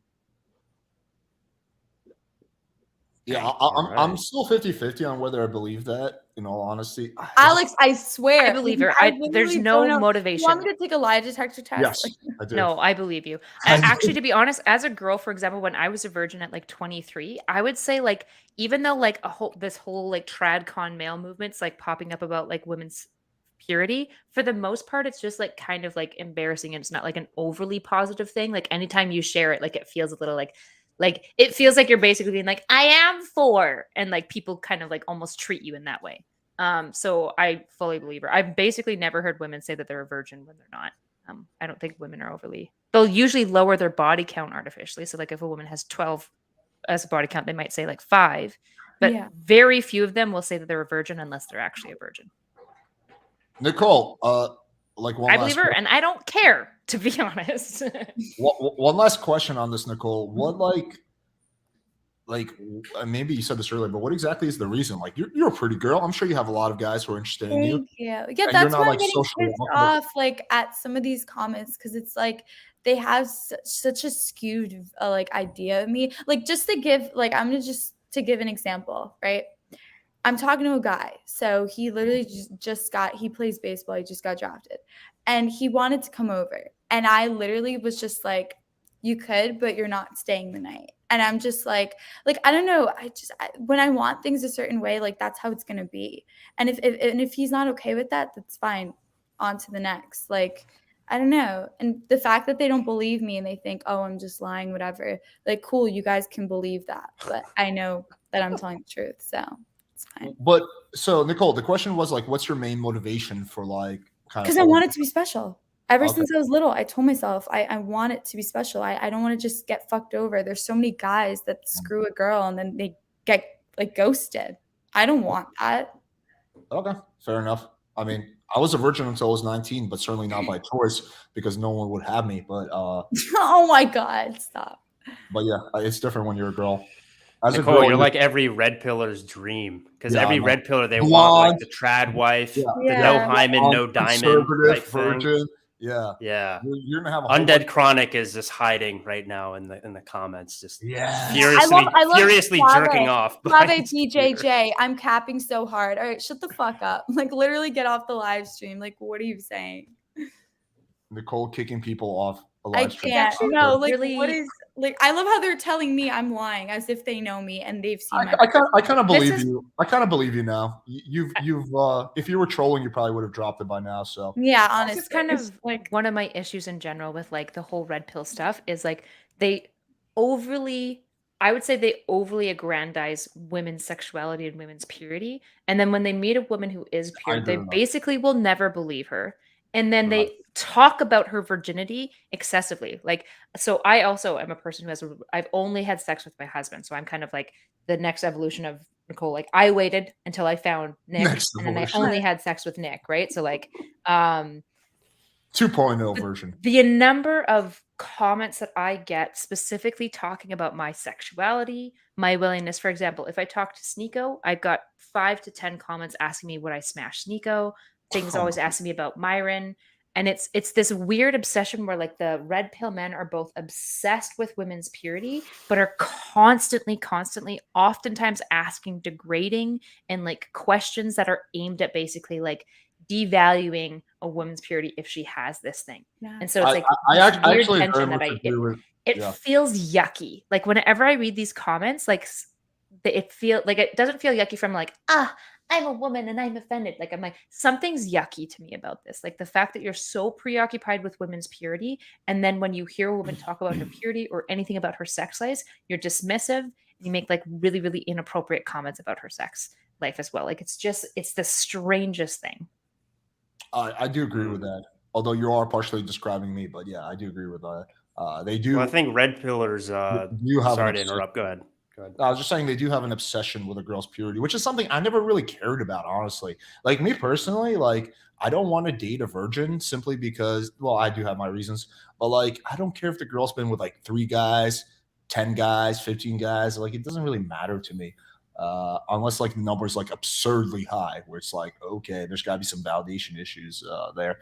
But yeah, I do think they like make way too much of a big deal out of it for sure. Well, it does. I mean, it's a very cliche thing to say, but it's true. It does come from insecurity. So, like, the reason that, especially the red pill guys, they freak out if a girl's body count's too high, or they get excited if they're like a virgin, for example, is then they don't feel like they're competing against anybody.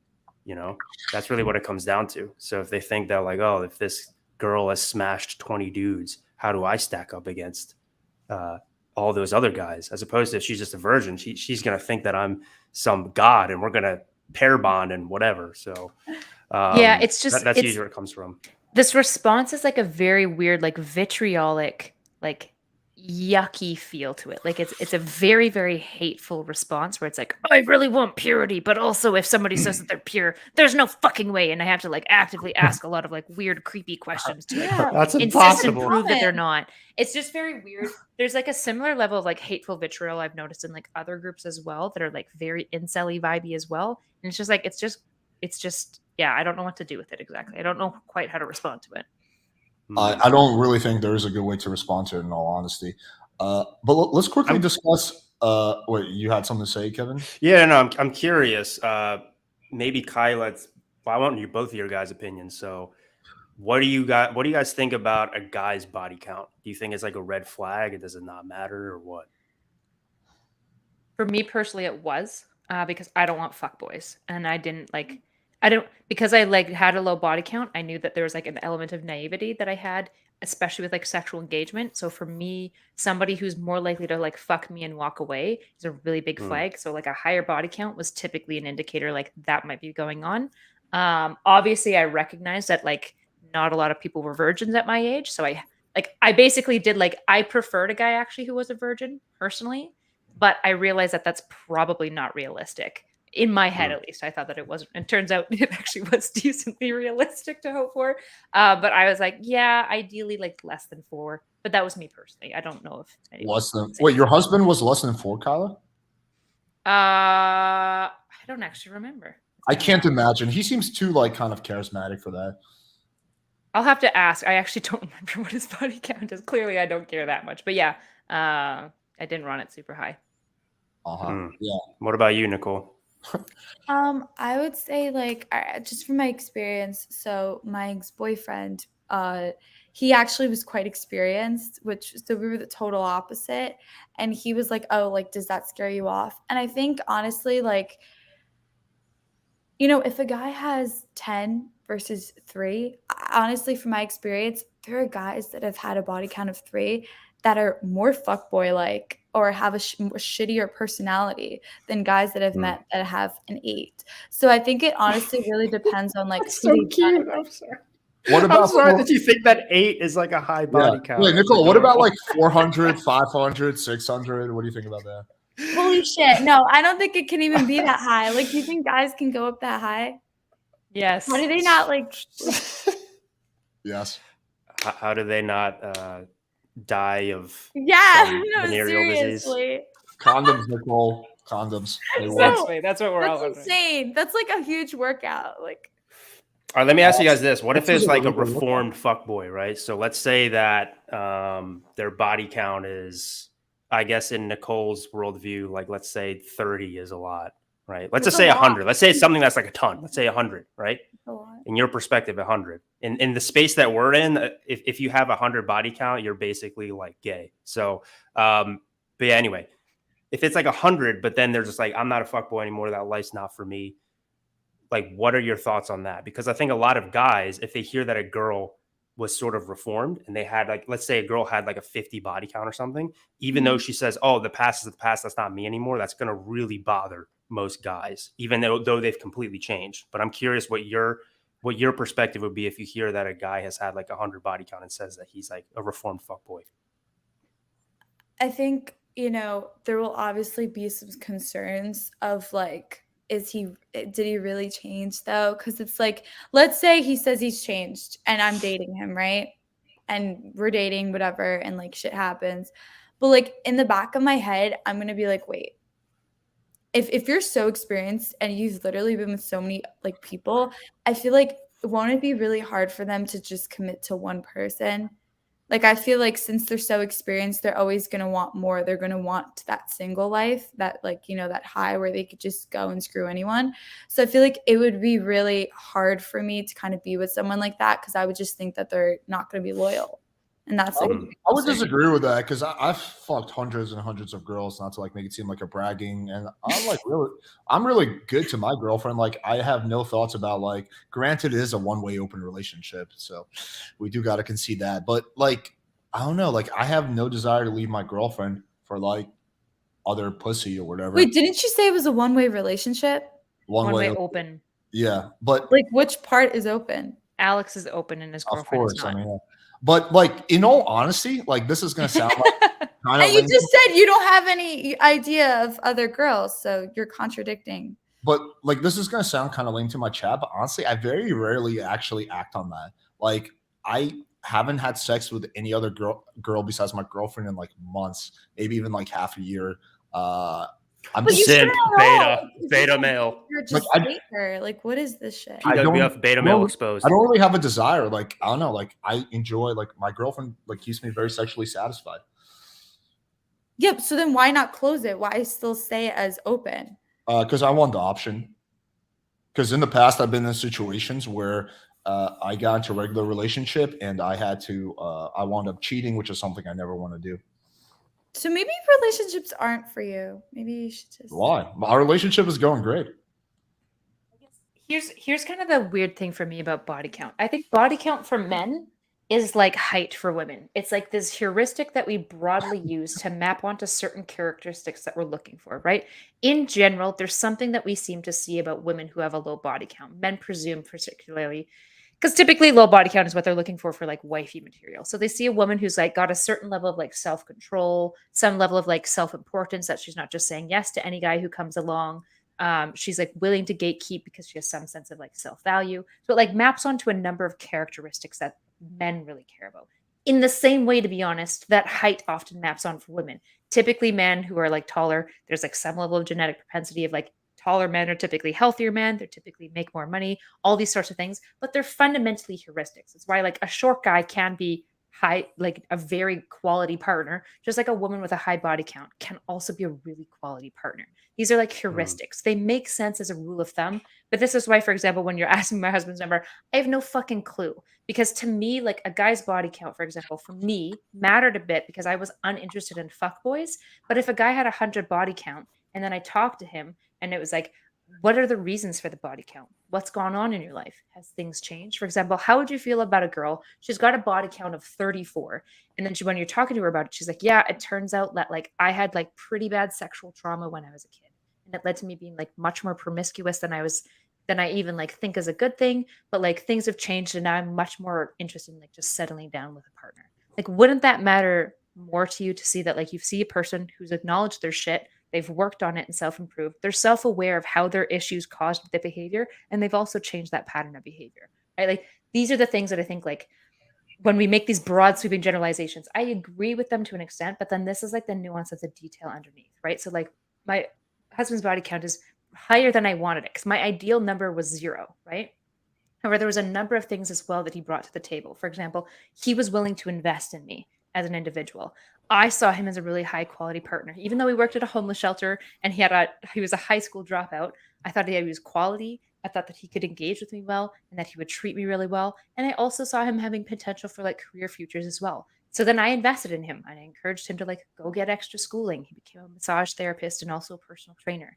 And so like all of these things, like these heuristics sound really good at the bare level, but this is why I tell women, if your prerequisite is 6 feet, I can understand it to some extent, but you're missing out on a lot of quality partners over a pretty like mediocre heuristic. Same with body count for women. If that's your prerequisite, you're missing out on a lot of really quality, incredible women just because of some like a heuristical kind of downstream trait about her that you're judging her entirely on.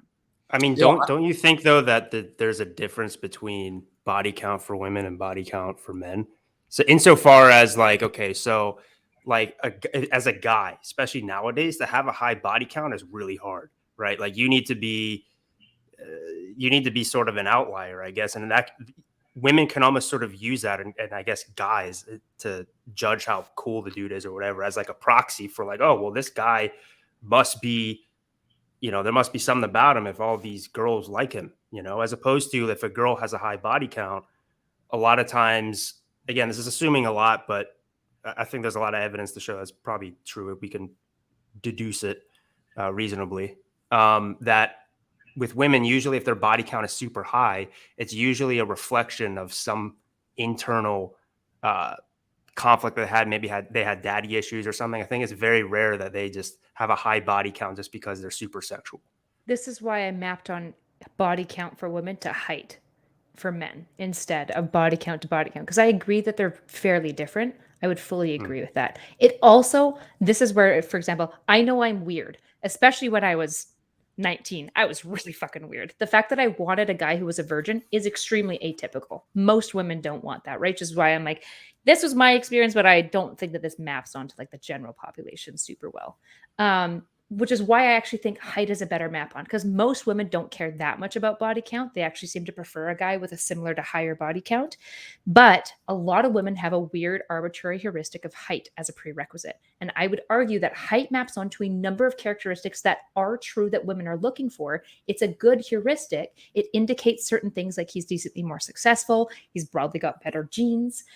He's probably been like, he's not been malnourished his whole life. He's typically more intelligent. Like height does map onto these things decently well, just like you could argue body count does. And so like these things are similar. And I'm arguing they're okay heuristics as long as you realize that they're heuristics exclusively. They're rules of thumb. And if you're not willing to look for the exclusion, you're missing out on a really large pool of people who could make you really, really happy. I will say the one big difference between those is height is outside of the guy's control versus body count is within a girl's control. Not saying that a girl needs to like keep her body count low. I think women should do whatever the fuck they want. But there are consequences. There are going to be some guys who will not want to date a girl with a high body count. I guess she can lie about it if she wants to take that path. But a lot of guys won't care either. So, it's not going to be a serious consequence. I don't know. I think it's directly correlated with how high the guy's body count is. So for you, for example, Alex, I mean, if your body count's like 400 or whatever, if a girl has a body count of like 30, probably be like, oh, that's nothing compared to me, whatever. Right? No, not really. I mean, like, it depends what we're talking about. If we're talking about for hookups, I don't care at all what her body count is. I've hooked up with girls who have like the same body count as me for hookups. I don't care. If we're talking about for like serious long-term relationships, I love Nicole's reaction. Yeah, I know. I wouldn't want the body count to be too high simply because it's not because I care about what she did before me. It more has to do with what that signals about her. And if a girl's body count is like pretty high, we're talking like 40, 50, especially if she's younger, that's gonna to me signal that she's novelty seeking, that her brain runs on novelty, and maybe she's not going to be as good of a partner, and maybe also she has some validation issues. Because typically a girl's dating strategy is just to like find a few guys, like fuck them and get like a few guys on rotation and not really like go out and fuck a new guy every night, versus for a guy, their dating strategy is typically like maybe have a few girls on rotation, but also go out and like fuck a new girl. So yeah, I don't know. But if the girl was like, she had like a higher body count, but then she's like, yeah, I used to have validation issues. I got therapy. I don't have that anymore. Then that would be a different story. Yeah, I agree. It depends on what the body count is a reflection of. Because I've only ever like met and dated one girl where she's like very sexual, high body count, and it wasn't like this weird massive cope from her childhood. Other times it almost was like every single time. But that girl was probably novelty, like driven by novelty. She needed that novelty in her sex life, which would suggest to me that as a long-term partner, she might be more likely to cheat. Yeah, maybe. I don't know. I mean, I wasn't like dating her exclusively, but I just think usually when they have a high body count, it's usually not what they prefer. It's kind of like the sad thing of like, this is kind of, people talk about it a bit more on the internet now, like the idea of being fuck zoned, right? So it's a lot of girls will like, Dude, they want. A lot of girls don't give a shit. A lot of girls like that I've seen with high body count, they love that. They're like, yeah, I love getting fucked. Like that's their response. They're not doing it because you're in Miami, bro. Wasn't that part also because like a lot of women who are going to have a higher body count are probably a lot more like nympho and much more like super high sex drive women in general. So like they're just looking for more like casual dick specifically. Yeah, for sure. Yeah. Let's really quickly before we wrap up discuss Sneako. I will say I definitely gained respect for Sneako for popping on. It takes balls to like kind of come into the lion's den. Not a lot of people are willing to do that. He came in super hot, but it's kind of understandable. And he did a lot better on that date than I thought he was going to do. Dude, honestly, I thought he did the best out of anyone we've ever had. I'm not like a huge Sneako fan. I have to give credit where credit's due. That was very impressive. He did quite well for sure. Yeah. I mean, he kind of put me on the spot. Like, what do you want to debate me about? I'm like, dude, I have to fucking like write up. Like, usually when I have a debate with someone, I go through the content. I have like a list of ideas. So maybe those weren't the best examples. But Kyla, do you see now my point about what I was saying with like there being a lot of overlap between Sneako and Andrew Tate? Yeah, but the main thing that I think most people. So here's the thing: I don't think anyone appreciates epistemic humility as much as like we probably should. Anyone who is willing to say, for example, him saying, "I don't like how he says that Andrew Tate is like God's favorite," or example, he's basically outlining, I don't like that he doesn't engage in any epistemic humility. Because I would agree, Andrew Tate doesn't have any. He's like, I'm the top G. I have all the answers to everything. I know what's what, blah, blah, blah, blah, blah. Like that's his approach to life. Whereas Sneako is wholly different, which means Sneako might overlap with a lot of his ideas, but I also have some level of like hope that somebody who's willing to engage in basically saying, I could be wrong, is somebody who has better think already and might also be convinced out of those ideas. And I think as long as he keeps debating with people like Steven, maybe he'll debate me on open relationships. I think he can come to better ideas. Where somebody like Andrew Tate, he will never change his positions on things. He's not motivated to. He doesn't give a fuck. Could you explain really quickly what epistemic humility is for the chat? I mean, most our chat especially, they probably don't even know what epistemology is. So sure. Let me look up the definition too, so that I'm working off of something that they can look for. So it's an intellectual virtue. So it's this idea of basically realizing that our knowledge is always provisional and incomplete, and that it might require revision in light of new evidence. So it's basically what scientists are supposed to be. I will admit academics are really bad at this, even though it's supposed to be this is supposed to be the core of science. The core of science says there's like a big, if this cup is universe's infinite amount of knowledge, I am like a speck. My knowledge, the world's knowledge at this point is like a speck. Like there's so much that we don't know. In fact, there's so much that we don't know that we don't know. And so basically saying, I could always be wrong, I think is a really, really important like intellectual virtue to have. And not a lot of people have it in our society. And I think it's really unique that Sneako does. I will say this. I think a Sneako versus Alex full debate, like where I have time to actually prepare and like go through his content, would be pretty fucking epic. That'd be really good. I think that'd be the debate of the century. I think we kind of squashed it a little bit. He came in really hot, but then near the end, I think it was a lot more cordial. Well, I think because of that, it's more likely for a debate to actually happen.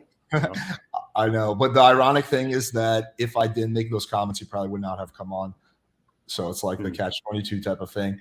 But yeah, respect to him for doing that. It takes balls. It was interesting. But I do also want to see a debate between you, Erudite, and Sneako. I think that would be quite interesting as well. Yeah. I think that'd be dope. All right, this podcast is taking a lot of plot twists. Okay, let's just quickly recap. We started off by discussing about pickup artistry in 2022. Then after that, we had a massive tangent about Sneako versus Andrew Tate. Then we finished off that and we started doing e-dates with Nicole. Then after that, we had with Kyla. Then we had Nicole pop on, and Kyla went on a speed date with Nicole. Then Sneako came on, and we came back to like the first part of the podcast. We had a discussion between him and Andrew Tate, and then we wrapped things up by talking about philosophy. This has been like a fucking Alfred Hitchcock movie, just so many plot twists. That's true. Hell yeah, this is a fun stream, man. It's went all over the place, but in the best way possible. So and we didn't even get Torsha on, so we I know. Wait, yes, we need a Torsha versus Kyla debate, a friendly debate. Yeah, no, not too many ad homs thrown there or whatever. I mean, I'm gonna come with all the ad homs prepped. Yeah. Okay. Do you guys want to quickly mention where people can find you? Go ahead, Kevin. Everybody already knows where I am. So ladies first. All right. Go ahead, Kevin. Oh, wait. Actually, no. Wait. Erudite's chat's watching. That's right. Okay. Kevin Ray Wilder on YouTube. I cover philosophy, fitness, self-development. And traveling soon. I'm going to be traveling to Thailand actually tomorrow and then Bali after that. So I'm just going to be all around. Traveling is Kevin covers how to have no receipts in 2022. Yeah, exactly. Even though there's a video of a little dude, you know, complaining about how I fuck all the girls and don't give him any. That doesn't count as a receipt. He was acting. That wasn't real. Okay. Erudite, where can people find you? You can find me at Not So Erudite on every social media platform. If you want intellectual thirst traps, you can go to my Instagram or my Twitter, which is precisely what it sounds like, a very, very light tier thirst trap with scientific articles and a TLDR of what the article is actually talking about. So you can both, you know, get your Kuma brain satisfied and your science brain.